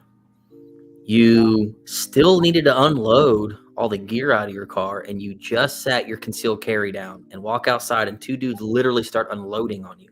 Yeah, 30 seconds, just literally in 30 seconds. And I mean, The way they pulled up too is pretty wild because I mean they were obviously waiting for me because I mean the first thing I did when I got up and I took a look at everything, I went and opened my doors up and just took a look and saw what I was going to grab first because I was so tired when I rolled back. I'm like, what state is this car in? You know, it's like that after match thing. I'm like, okay, where is everything at? And then I'm like, I'm gonna get this Pelican case first, and literally, I swear to God, the second I picked that thing up, I had it in my hand, that car pulled up, and like I just saw a door kick open and gun, and I'm like, oh crap. That's what's wild about doing all these drills, man, because like, I mean, you've had some training here and there. I've had some training here and there too, and it's wild, man. It just kicked in like I can't even describe it. It just the switch flipped and I was on the ground and I was counting the rounds and everything. So basically, as soon as I heard the clink, I'm like, okay, he ran out of rounds. I saw one of them had a Glock 43, so I already knew. You know, he's only got a max of what, 10, 12 rounds, those things. I think 12 is it. So, you know, he was out pretty quickly, but the other guy, he had stopped shooting shortly after. So I'm like, all right, I'm going to take my chance. And I'm taking a look at the door, taking a look at the side of my house because I'm sitting behind my car. And I'm like, all right, what's the best option? And I'm like, okay, well, my door, unfortunately, it's a little sticky sometimes. Unfortunately, I got to fucking book it. So I had to make the run for it. And I heard the clink, pop, pop, pop, pop. Got hit in the hip when I was running. And actually, finally got to talk to my next door neighbor, whose house also got shot up. And he told me that he thinks he peeked a little bit, and he thinks the other guy's gun jammed while it was going on. So I'm like, oh, interesting. Do you think these were friends that have to do with your favorite crime? Unfortunately, not. It was just a regular old murder. Favorite part of the story. As crazy as that is, there's a video on your YouTube channel where you tell this story, correct? I think I did very briefly after my Red October video, yeah. I didn't get too much into it on there because it was still pretty heavily under investigation. But to tell you the truth, I mean, because for anybody that doesn't have an LTC, a witness said I shot back. If you have an LTC, you don't have a choice. You have to talk to the police at that point or you're going to jail. So, yeah, we're still under active investigation, and so they were giving me a call periodically just to try to keep me fresh. Probably want me to get on a witness stand or some crap. I don't really know. But I stopped hearing from them even. So, you know, it's like they tended to think it was mistaken identity or something like that. And I'm like, I thought I knew one of them, but I guess you never know. I don't know. They do the investigations. I don't. But and you know what half of us feel about police, I don't really know the efficacy of their investigations. Yeah.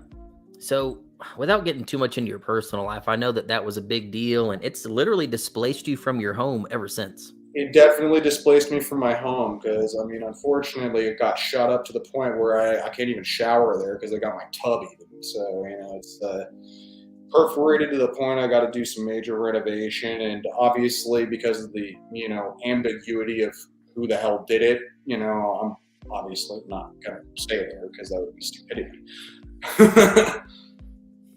Yeah, that's a big bummer, man. But you know what is crazy? This kind of gets into my second question a little bit here, or my second point I wanted to make about you personally. Right after that, you went and shot in November with us at Suns. Like, you were right back at it. Yeah, I was at a match 4 days later. You had the evidence stickers on your car next to bullet holes when you pulled up to the match. I think I might have still had a bandage on me. Yeah, I think you still had a bandage on you. And I was just like, I remember looking at your car going, damn, John, like, you don't want to take a day off? And you're like, I did not even take a day off. I actually had to go to, I stopped by work on the way to the location I left to go stay. So I wanted to go stay with family after that. So on my way there, I even stopped by work to check in. But yeah, I was actually at Texas Tactical 4 days later.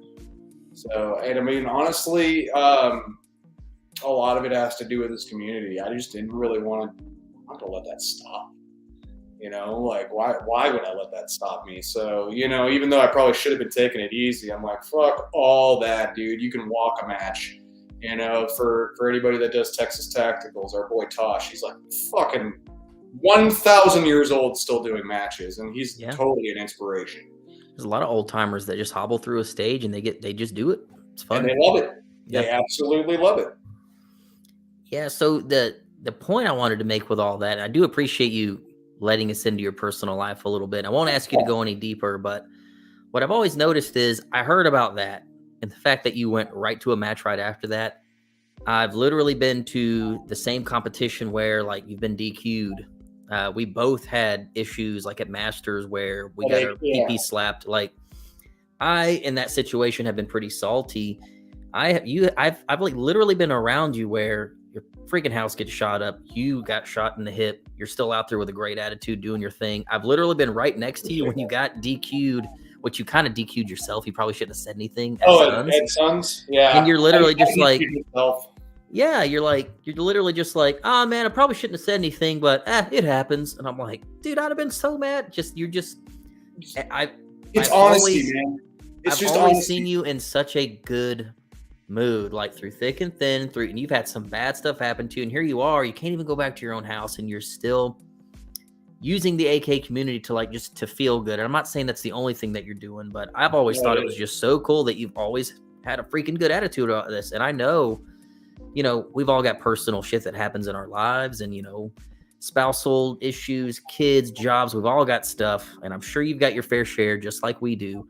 I've literally never seen you in a bad mood, even when you had every reason to be. So I've always thought that was really cool about you. Man, I really appreciate that. And I mean, honestly, like I said, it's this community. Why, you know, we're with family. There's no real reason to be mad. I'm with the people that make me feel good all the time when I'm doing this stuff. And like I said, it's my life, you know. I mean, outside of my band and, you know, my daughter, I don't really have a whole lot going on. This is my life, you know. I work, I shoot AKs, and quite often I'm able to even shoot while I'm at work because of the nature of my work. So, you know, they don't mind if I stop by the range while I'm at work sometimes. So I'm very fortunate, very, very, very fortunate, and I recognize that. So, you know, I feel like I don't even really have a whole lot to be in a bad mood about.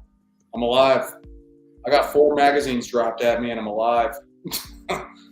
Well, we could all take some inspiration from that. If we're ever thinking we have a bad day, just remember. Not their shooting. Don't take inspiration from their shooting. Because they got like shit, and they only hit me once. Hey, just think. If you think you're having a bad day, it's not as bad as, you know, some of the days that John has had. And look at this guy. I mean, the dude is just all smiling all the time. I will admit we definitely like being around you. Yeah. I probably got a little reason to bitch, but whatever. So let's open the floor back up. Now's the time. If you guys have questions for John, I want you to ask away. He's been an open book so far. I know you wanted to ask questions about my job. I think that was the whole impetus of even, you know, talking about this live stream. So. Yeah, I know you mentioned it earlier that you do a little work at a mortuary, which is, man, I feel like we could do a whole live stream on that. I'm sure you've seen some things. We could. All right, let's see here. 62. What's the MK62? I think that's that Finnish milled AK. Man, yeah. I know what he's talking about. Okay. YouTube user, that's a very generic name. He says, that's cool, brother. Glad to see that you keep a cool head in the worst of times. I appreciate that, YouTube user. Is that your, like, how did you get that name? Yeah, because I think it just puts you as like user something like it does other sites, doesn't it? Yeah, he picked that name. That's awesome. I bet you his account is super old. That's how you know that's our people right there. Jerry says, hell yeah, John is always cool to talk to. We love Jerry. Oh, Jerry. Dude, Jerry would be a fantastic guest for this. Midwest Savage. There's back wipers and there's front wipers out there. It takes all types, bro. Yo, he just brought up a whole other subject. Front wipers. I knew a front wiper, man. That's a weird one to me. Nobody should be wiping towards the front. I know you hardcore sit down wipers, and you guys still go through the back. I mean, you can't be wiping it in your balls. Especially you ladies. Don't be doing that. Front wipers. Charlie says John is a good person. Thank you, Charlie. Charlie is a good person, and he pretty much, dude, if you ask me, he kind of won the campground, man, and Lethal Weapons with that costume, dude. David R with the dad jokes. I'm sure the clientele is kind of stiff. Dudoots. Ba-dum-chum. Jim Burgess says, what's the oddest casket someone has been buried in? You know, actually, we only just recently started selling caskets. We were not in the casket game, but we actually we do sell a lot of caskets that go to Mexico, so we do get some very ornate caskets sometimes. I can imagine. Yeah. So, I mean, nothing really too odd outside of like, gold painted stuff and all that. I mean, but like I said, we've been in the casket game pretty recently. It's only been a few months. Creamy or crunchy peanut butter? Crunchy. I'm the same way, man. Yeah, absolutely. Jerry says, missed you at TK, John. Guess you were out of town. Did you not shoot last weekend? I did not. I went to go see my daughter. That's right. I knew that. I'm an idiot. Yeah. That's right. I know a lot to talk about life problems. I don't mind talking about my personal life, but yeah, I mean, I was in a freaking decade-long custody battle that just ended. So yeah, I got to go see my daughter. So it was awesome. Yeah, and still this dude is always smiling. AK-47 Prepper says, what other guns do you like besides AKs? What are other guns? I mean, got my L1A1 here I love quite a bit. But okay. yeah, I do like roller locks a lot, HK stuff. I mean, I'm not going to sit here and say they're the most reliable, best guns on the planet. They're not. But I do like HK stuff quite a bit. I'm definitely into a certain amount of like CNR historical rifles. I mean, lever actions I think are pretty cool. 45-70s and shit. Yeah, I think they're pretty cool. I mean, World War II stuff, obviously, probably like most gun people. AK Johnny John, strong name, gets shot and keeps on shooting. Very cool. You guys are all, the whole chat is still talking about wiping. The entire chat. Wiping has it always happens, dude. Every time we talk about wiping, it takes over. That's a man I need to answer right there, Davrinoff. We'll get to it. Adam's awesome, man. Adam is awesome. He's definitely, yeah. Laying down white to the side, dude. What's wrong with y'all? Yeah, I guess you can't really see too much wrong with that as long as you raise the leg like a dog. Fat chick's got to wipe back to front.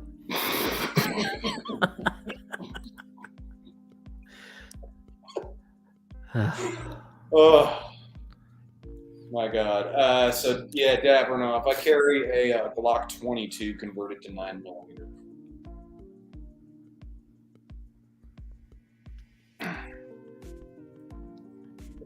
Oh yeah, bro, you need a mini casket made into a wagon for matches. That's a great idea. Yo!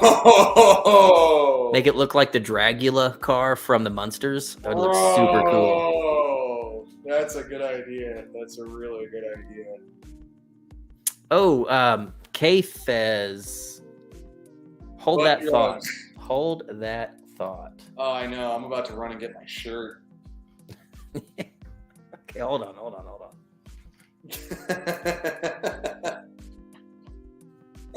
Take a deep dive on that Instagram and have you explain a picture, if you would not mind, sir. What's going on here?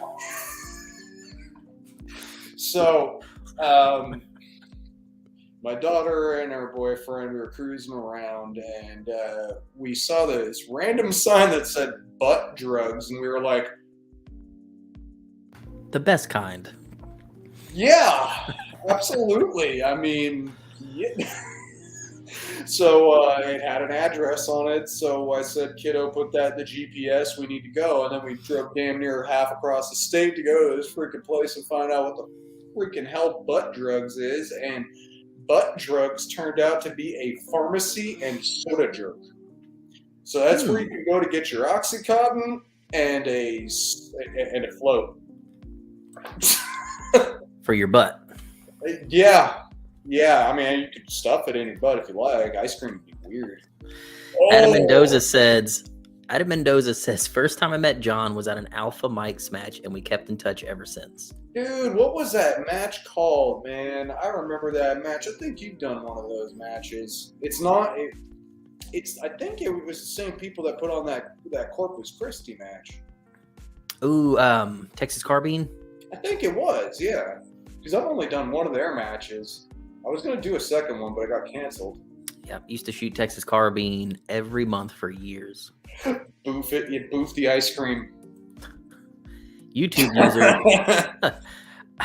Like who everyone's saying this dude's probably a Fed, but we'll keep talking to him. I'm sure he's very interested in what we're saying. He wants to know, not Fed. It's fine. What's your concealed carry? I'm already on the NFA list. My concealed carry is a Glock 22 converted to 9mm, and sometimes I'll grab my 75 and bring it. I mean, I like to carry full size personally, but got big old mitts. But yeah, for fucking sure, you can guess I do carry an AK with me. So that's also what Davronov wanted to know. Yes, I do carry an AK with me. Keeps that thing on him.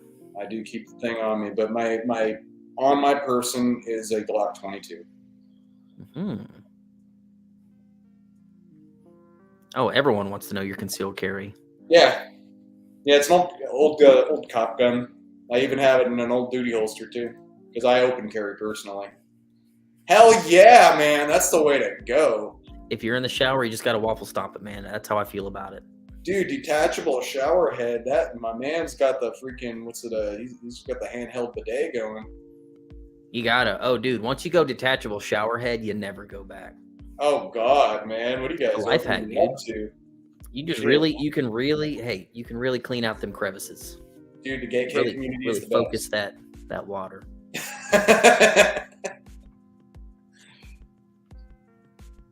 Hell yeah, I used to carry Commander, dude. I'd carry a Commander. AIM 74 or AK 74. I do not own an AIM 74. We were just talking about this a couple weeks ago. God damn, I want an AIM 74 so bad. Cody, wow, I missed something. Yeah, we talked about this a long time ago, and we're still talking about it, Cody. Freaking waffle stomp, dude. Yeah, I know. Dude, that's why when we were originally going to do this, I said we should get Cody out, because we need a wild man on if we're going to talk about dead bodies and shit. Yeah, we'll have to have Cody on one of these nights again. We've had Cody on once, and it was so short notice. I feel like a lot of people didn't know it was happening, so we need to book him again and really promote it in advance. Cody is absolutely. Plus, I'm about to send him a couple guns too, so it's always nice to shout out small builders too. Because I mean, that's definitely one thing we could even talk about before the end of the night. Shit, there's even builders you didn't even talk about in your video. We only got not too long left. God, coffee enema. I know people do. Dude, I've heard that shit's dope, but not my cup of tea. Heard it's pretty crazy. I think you already answered this question. AIM 74 or AK 74? I want an AIM 74 so bad. Oh, dude, me too. There's something so cool to me about 3-round burst on an AK. I don't know why. I'm not really sure. I think it might be because, like, when I was trained, the first training I ever got, we were trained with the old M16s that still had the 3-round burst on it.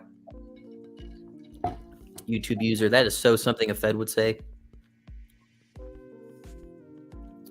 I don't believe him. Yeah, man, get an iPhone 7. We'll see you later, Charlie. Thanks for hanging out. Love you, Charlie. I gotta get past all these freaking showerhead comments and wiping comments. Yeah, dude. Why do they like talking about shit? We didn't even talk about feet. Still, damn, they're still going about the shit. Noobstar says, "Are you preppers?" I mean, only in the respect that I'm prepared. I mean, I'm not building a bunker or anything, but I mean, I gotta go back for sure. I mean, I'm prepared to go buy some food. Yeah, no, I mean, I have a go bag for sure, but I couldn't call myself a prepper. I mean, I definitely have a go bag though. Speaks a little more to my prior life I can't really talk about, but Blarg Honk says, dong or vertical grip? I mean, kind of the same thing. Yeah, aren't they the same thing?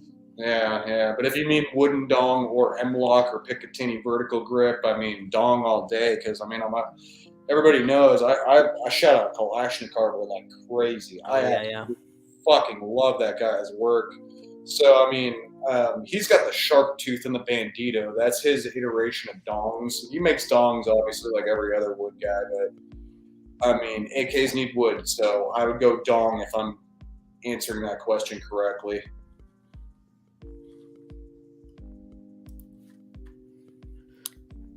Yeah, I was trying to get it pulled up in time, but there's some Kalashnikov there. Yeah, beautiful stuff. He does such good work. Between him and WAS, but dude, Kalashnikov is just innovative as hell with his stuff. Any mods to your Glock other than a 9mm conversion? Nope. Actually, just a Hogue rubber grip that I literally got out of from a prize from Red October. Interesting. Yeah, I don't like to have a whole stream on concealed carry. I never get that juiced up about it. I've never been about. I don't like to mess with the trigger on my daily carry. That's just me. So you mentioned once before, I think I saw you commented somewhere that you don't even really shoot 7.62 by 3.9 AKs. Not very much. I mean, I own a few of them. I mean, I think I got 4 or 5 of them, but it just so happens that I don't shoot a ton of them. I need to shoot more, obviously, with 5.45 being expensive as it is. Definitely, but yeah, no, I really do need to, because I mean, dude, the last time when I brought out that Arsenal at the last TK I was at, dude, that thing was rocking and rolling me, man. It was like 308 to me. Oh wow! Chopped and screwed, pimped out, same 7.5. He wants a 5.56 AK, and I shoot a minimum of 500 rounds a month, sometimes up to 1,500. Should I get the SAM 5 or build a stamped rifle?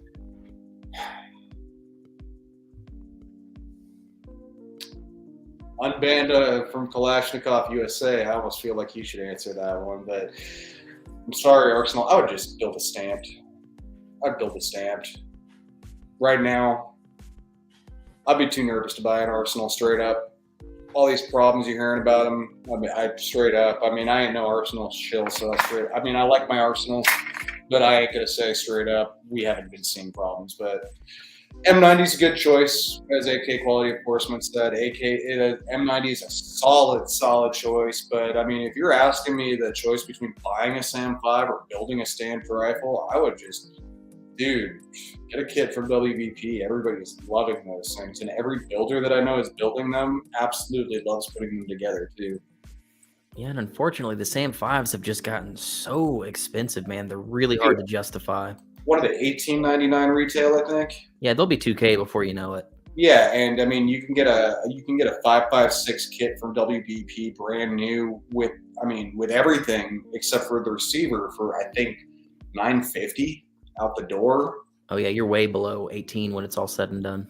Yeah, and then you go send it over to somebody like I think Zach Schaefer was probably the first person I talked to that had built one, and he said it went together fantastic. I know Cody was saying they go together fantastic, and I mean, you send that rifle over to someone like them, you're going to get a way better rifle than going and buying one off the shelf for nearly double the price from Arsenal.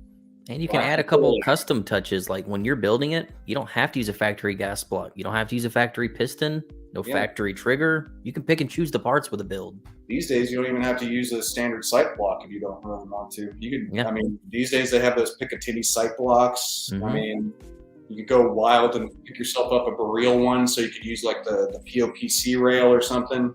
Build some wild 105 looking thing with a POPC rail. You can do anything you want when you build a kit. I agree. And if you were to spend that same $1,800 on just like a bare bones SAM 5 on your kit with all the aftermarket stuff you want, if you made that an $1,800 gun, it would be way more capable than the bone stock $1,800 SAM 5 for sure. Serious. And also the options you have when you check those boxes at WPP. I mean, you can get a JMac adjustable gas block if you really wanted to. I mean, also they got a few furniture options, and among them you can get a Polish fatty right on the thing. So I mean, that's one of the most desired grips there is, and they're selling them right with the rifles for fucking $13. What do you think about Saiga 308s? Any experience? I don't have any experience. I want one so bad. Yeah, kind of the same way. Never really played with them, but they look sick. Yo, I know Jay's been saying he's going to bring his out to TK and let me shoot it, but it hasn't happened yet. Later, Big Papa. Later, man. Have a good night, buddy. David says, I like staining my own wood furniture. Did on the ZPAP 85, I had something about doing the work to make it your own. Yeah, staining furniture to slightly different colors is really cool. Even if you're just refinishing it with like basic wood refinishes. Yeah, serious. I totally agree with that. Remember, we can't handle guns on stream if that's what you're. I know. I was actually looking for a stock. Oh, yeah, freaking YouTube rules, man. Yeah, I know the fucking YouTube rules. I can at least grab a part, but yeah, I actually just grabbed this off of WAS to do that with because I agree. If I get wood these days, unless it's Kalash carver, I ask for it unfinished. I want to stain it myself. Cool. I want to stain it myself. So yeah, Tabuk stock. Yeah, that's freaking dope. Another thing about AKs that's just cool, man. Like, yeah, fuck this stream.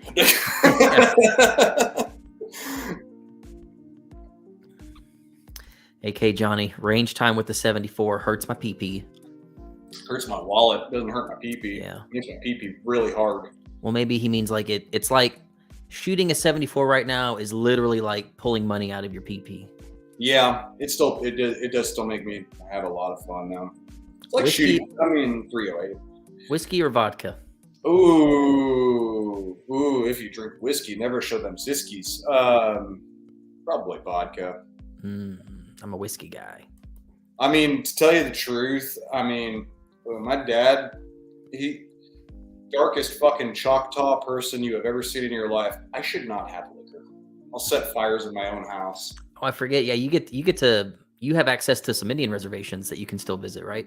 I do, yeah. So I'm one of those people, man. I have liquor, and I'm like, let's set a fire. Let's go rob a bank. Let's burn stuff.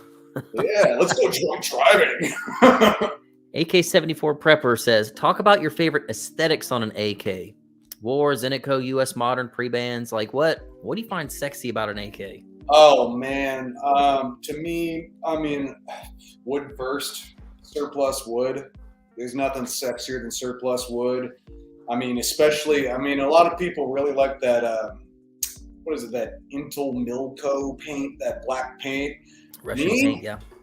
I'm like, dude, leave that shit all scratched up. Leave the patina. I love it looking all fucked up.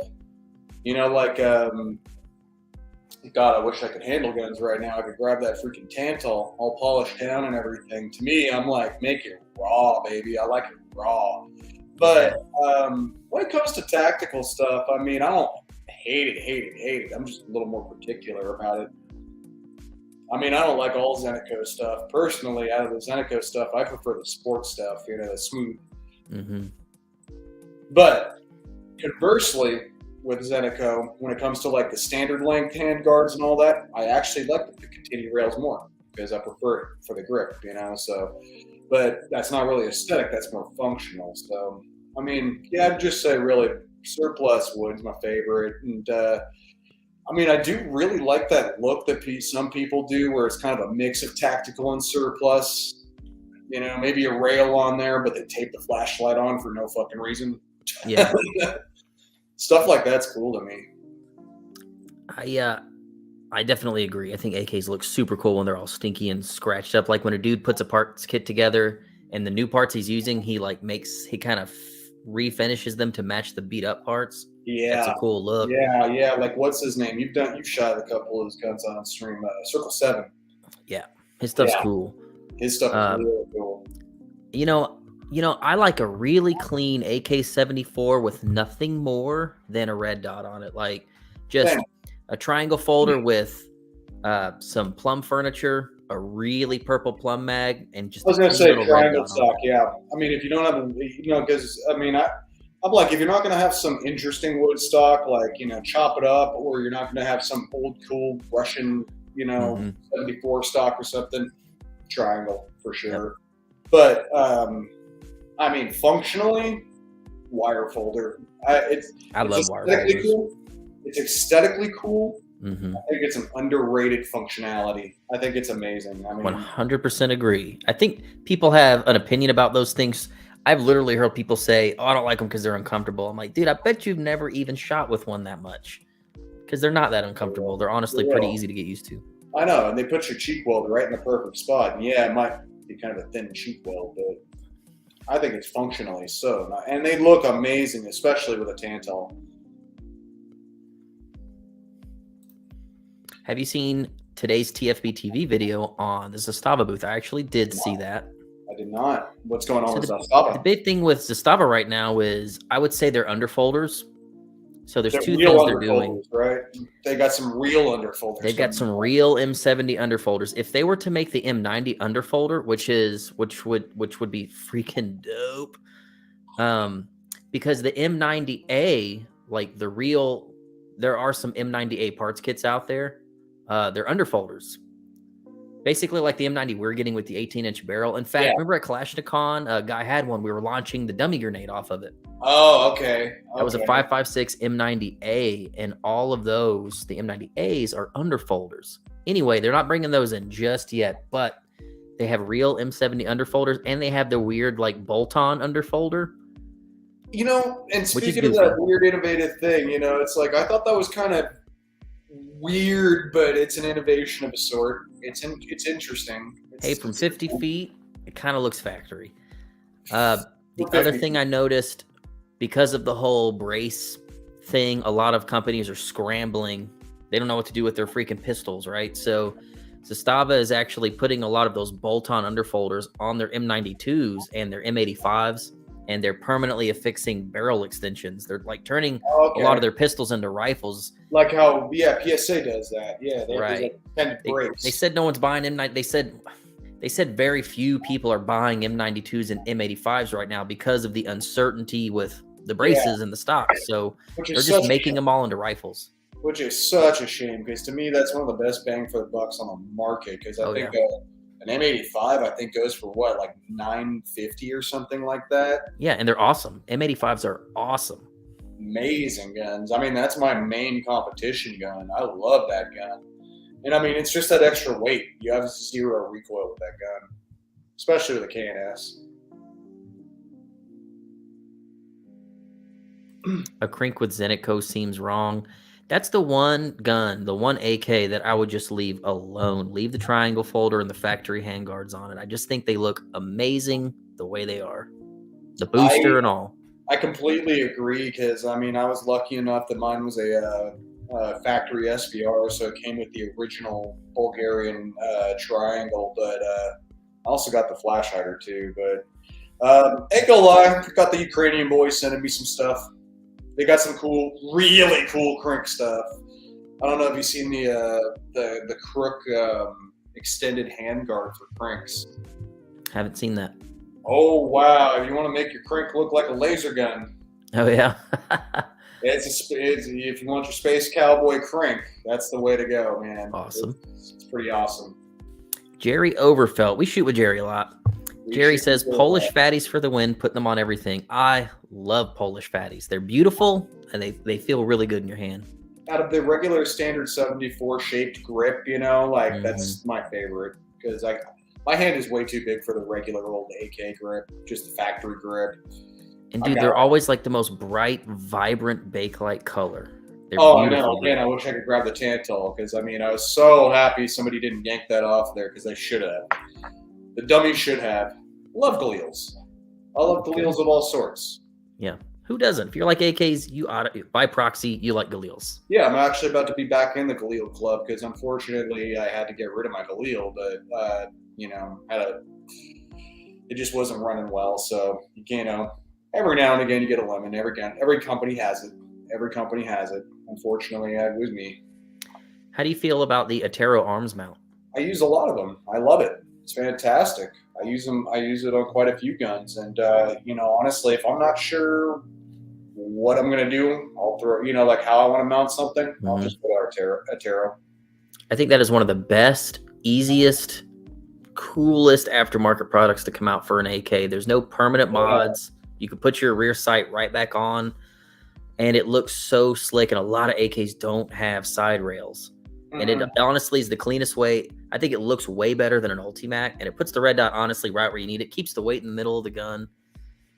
We were talking about AK aesthetics earlier, and I saw a picture of a dude with an SLR 106 triangle, full length gun with plum mag. He had an Atero mount with a little aim point Bravo on there, and I just thought that is such a clean freaking gun, man. And the fact that they come with a notch in there so you can still use your irons is brilliant. It's just brilliant because I don't know. I mean, and you co-witness, like the way it mounts, you can always co-witness. Yeah. Because I think with certain optics, you get a 1/3, and some of them you get a 1/4 co-witness. I think that's really cool. And plus if you got a big enough optic, you can actually use the irons through the optic too if you really wanted to. Davernoff asks, what's your point of view on Meridian Defense AKs? I personally do not have any experience with them except for shooting other people's, and they seem to be good.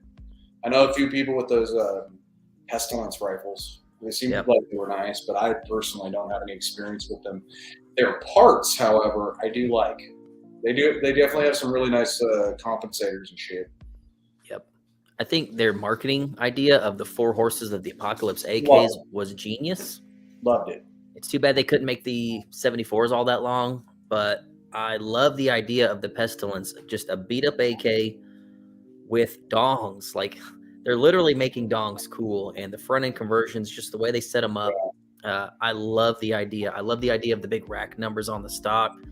They really kind of caught lightning in a bottle. As far as boutique AK manufacturers go, I don't think many people market as good as Meridian does. Like, they have got it. I totally agree because you're also getting a parts kit gun too. So I mean, it's not because I mean that was like a lot of people's complaints about like KUSA and for a little while where they didn't have a whole lot of update on weapons, but they had a lot of different finishes.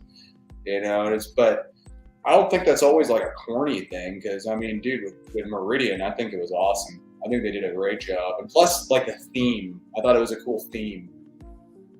So I don't know. I think it's cool. But I mean, actually, you know what? Tomislav, he's got a Meridian Defense. He likes it a lot. He's got a good judgment on AKs. So I think we answered this earlier. Who would you say has good wood? I'm building a fixed stock M85. I mean, I'm a Kalashnikov guy personally. I mean, you do have a lot of options these days, though. But if you're going to stick with a Picatinny, I would honestly go with Kalashnikov just because of his innovation. Again, I wish I could pick one up because I mean, he's doing wood stocks with Picatinny. It's awesome. And you can actually another thing he just started offering too is adjustable cheek risers on wooden stocks. So if you wanted to go psycho, you can get yourself a wooden stock that attaches with Picatinny that has an adjustable riser on it. That's innovation right there.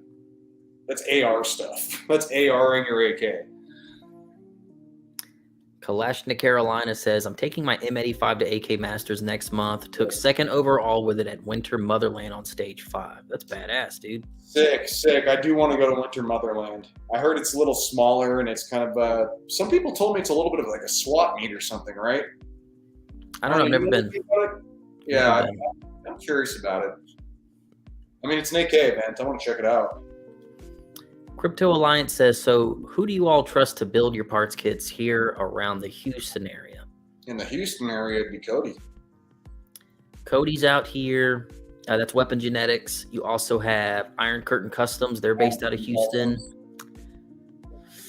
That's actually a really good question because we were actually just talking about this during the little pre-interview we had. So, I mean, honestly, I don't even think you have to really be married to locality because, I mean, you're going to get a fantastic AK from Weapon Genetics.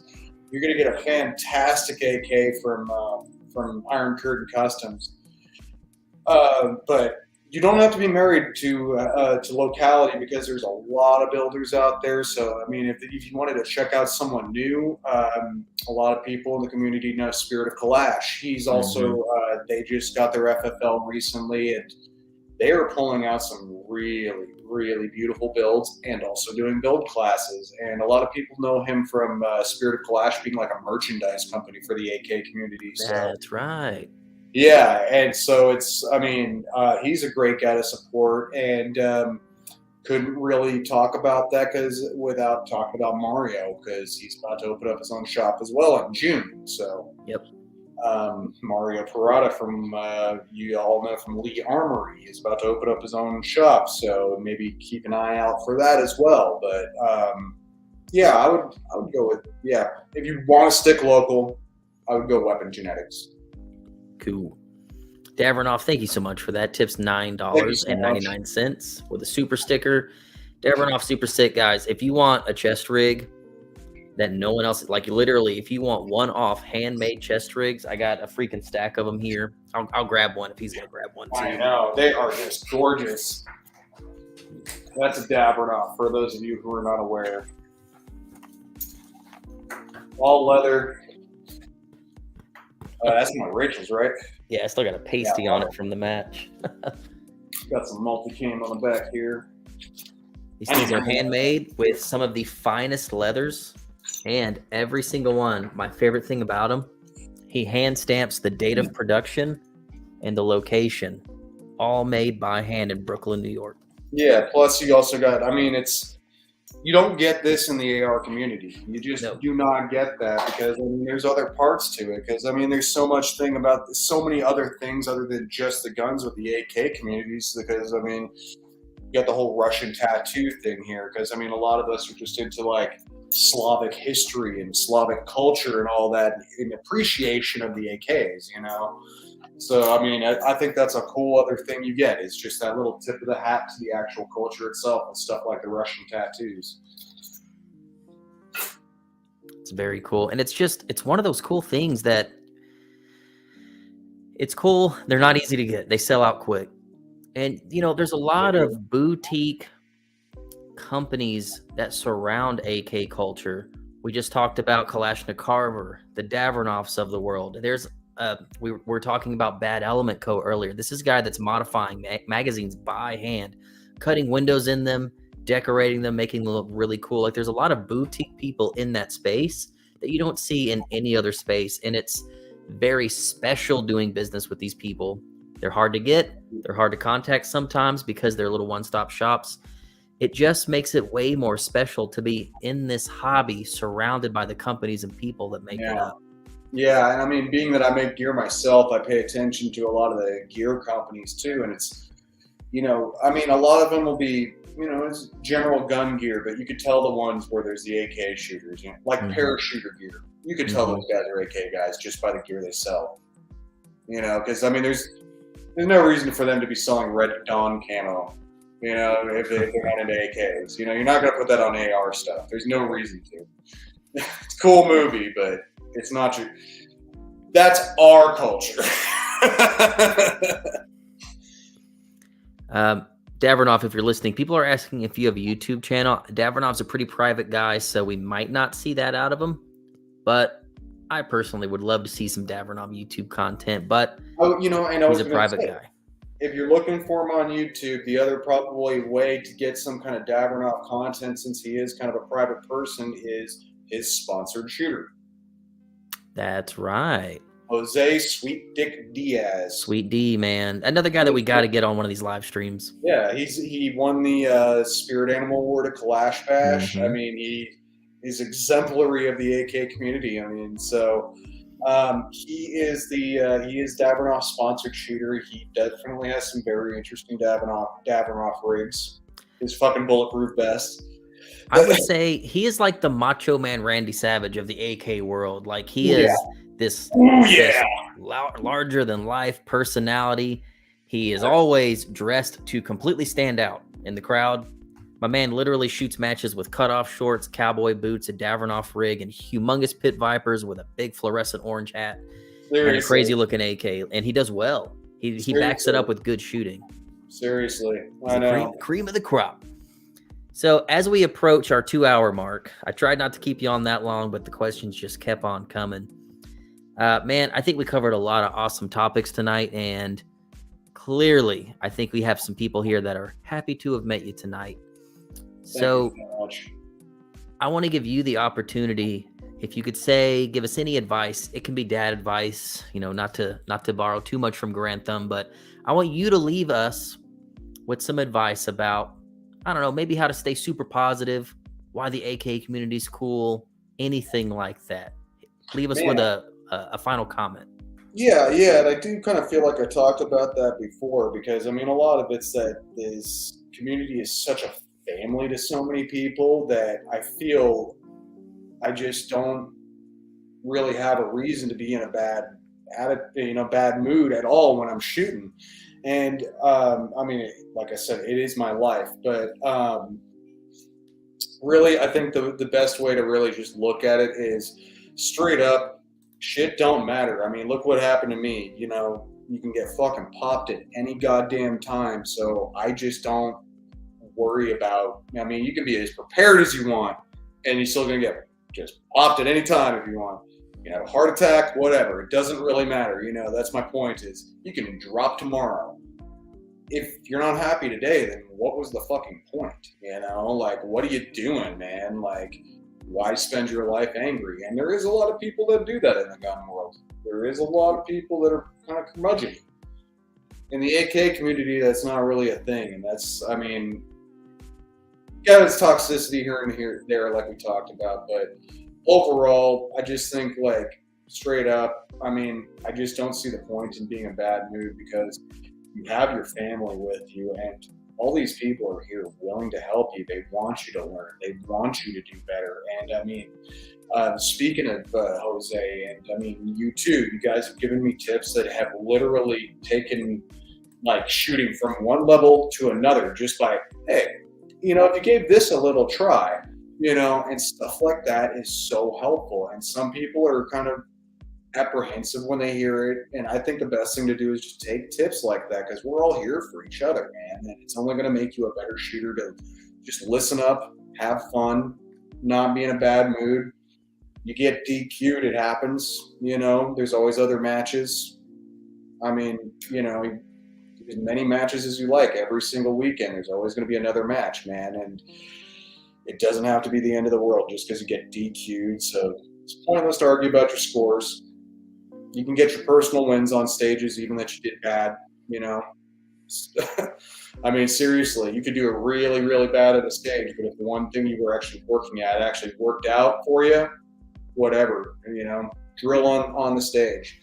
But if I was going to come up with any kind of like dad advice at the end, man, it's like that kind of grand thumb thing, it's like, dude, just straight up, don't worry about it. Have fun, be silly, do stupid. Exactly as I say in every video, do stupid. And you know what I mean by that. Be yourself. Have fun. Get on YouTube and make videos, be part of the community, you're only going to benefit yourself. Could not agree more, man. Just be happy while you can. If you have the time, just I wish I had a more magical answer, but I just don't see the point in.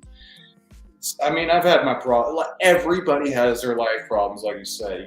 People got divorces, people get in car accidents. And it's especially right now. We got looming recession, and everybody complaining about fucking politics every 3 seconds and everything. And fucking, some people feel like the world is melting sometimes these days. It doesn't have to be like that for you. It just doesn't. I mean, it's largely a choice much of the time. I mean, Christ, dude. I've never seen you complain about it, and you drive, 4 hours to go to TK for 4 stages? Yeah, I mean, I just, I don't, I mean, why, I agree with you wholeheartedly. Like, if I have the time to have fun and enjoy life, a 4-hour drive ain't that bad, man. Especially if it means going out and hanging out with all of you guys and just being a part of that community. I've never felt so welcome and involved with like a huge group of people before. I've had friends growing up. I've had awesome friends, still do. The friends I've met from like 2016 to now, when I got into this AK thing, has just been totally inspiring. some of the coolest people. A lot of them are still here in the chat, still watching at 10 o'clock at night. Seriously, Almost 100 of you guys. Actually, that's a Tango Tactical carrier back there, right? Yeah, back there. That's another great We dude should I talk met about doing him this. too, You know, really briefly before we go, because he's having some troubles right now. He is over in Serbia, and they're. Let me see. I'm trying to remember his goddamn how to say his Instagram name, because they're collecting donations to help him out get his stuff back, because the Carboner, yeah. Mm-hmm. Yeah. Carbon R32. Tomislav, the Slavic cowboy, he's helping collect donations with them and trying to get his gear back, because he had to flee because he is Ukrainian, and he is now living in Serbia and working odd jobs to try to get by. So one of our own is actually having some real trouble. So, look it up. It's all over Instagram. Just look it up. He could use the help. Yeah, he sent me a really cool picture, man. He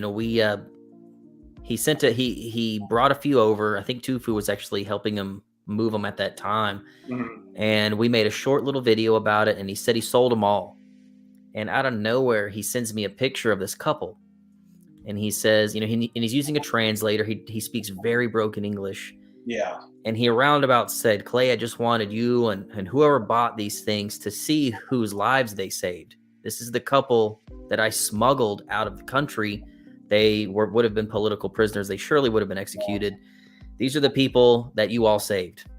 And it helped me put a little bread on the table. Dude, talk about like choke you up. He's like, if you want, I can give you their phone number. You can call them. They'd love to talk to you. I said, man, I don't even know if I'm prepared for that. But that's something that is a byproduct of people buying that specific chest rig. Not a lot of people know that. Not only it's like Podabach. If you're buying it, you're saving lives. Yeah, and this is one guy. He's literally making them in his kitchen, hand sewing everything, and whatever he makes that's left over from paying rent and buying himself food, he literally used it to get political prisoners away from bad situations. So, and he makes badass custom gear too. And the stuff's good, man. So by all means, plate carrier is dope. He made him, because Tommy's Croatian. Made him a dope ass Cropat. Like you never see Cropat camo. That was insane. You can literally search Tango Tactical. So people are asking. You can search Tango Tactical on Instagram. He pulls right up. You'll see all the denim chest rigs. He is hurting right now, and he's mostly known for the denim like chest rig plate carriers. Here, I'll pull up. Do those actually, I don't own one of those. Do those actually have a spot for plates? Yes. Or is it just a chest? Oh, okay, so it's an actual plate carrier. Front and back. Yes. Very cool. I didn't know if they were just plate carrier shaped chest rigs or whatnot, because I personally never worked with denim. It's a cool idea. It's crazy he's Ukrainian because it's so Texan or Canadian.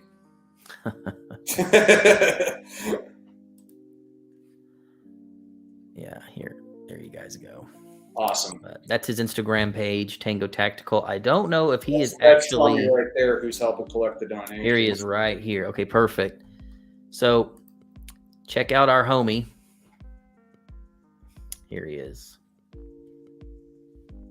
The Carbon R32. He is actually doing what he can to raise a few funds and get some of these things sold. Possibly do raffles for a couple of these things to help our boy out over at Tango Tactical. So by all means, that are exemplary of the AK community. Tommy right there, man. Yep. He's staying at our Airbnb at Kalash, he and his wife. So they'll be staying there. So go follow both pages. If you care anything at all about these chest rigs, if you want to help out, go follow those two pages. Tommy's trying to help him out, man. And with that, I think we have some really good dad advice from you. I think overall, it could be worse, man. Just be happy. Yeah, it's not. You got really nothing to complain about. Don't complain. Just be happy, man. And fucking dry fire every single day. Yes.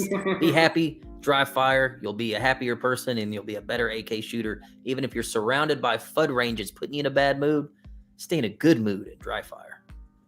It's a great way to put it. Be a man, dry fire. Be a man, dry fire. And with that, everyone, we love you. Go buy Third Pin Threads. Pick up a hat. Pick up a t-shirt. That's the only thing that supports this channel monetarily. So, and you get something for your cash. So that's cool, man. I love seeing that stuff in the wild. Airsoft too. Yeah, that's a good way to train. Guys, we love you. and we will definitely see you next time, man. Love you. Bye. Peace. Love you. Bye.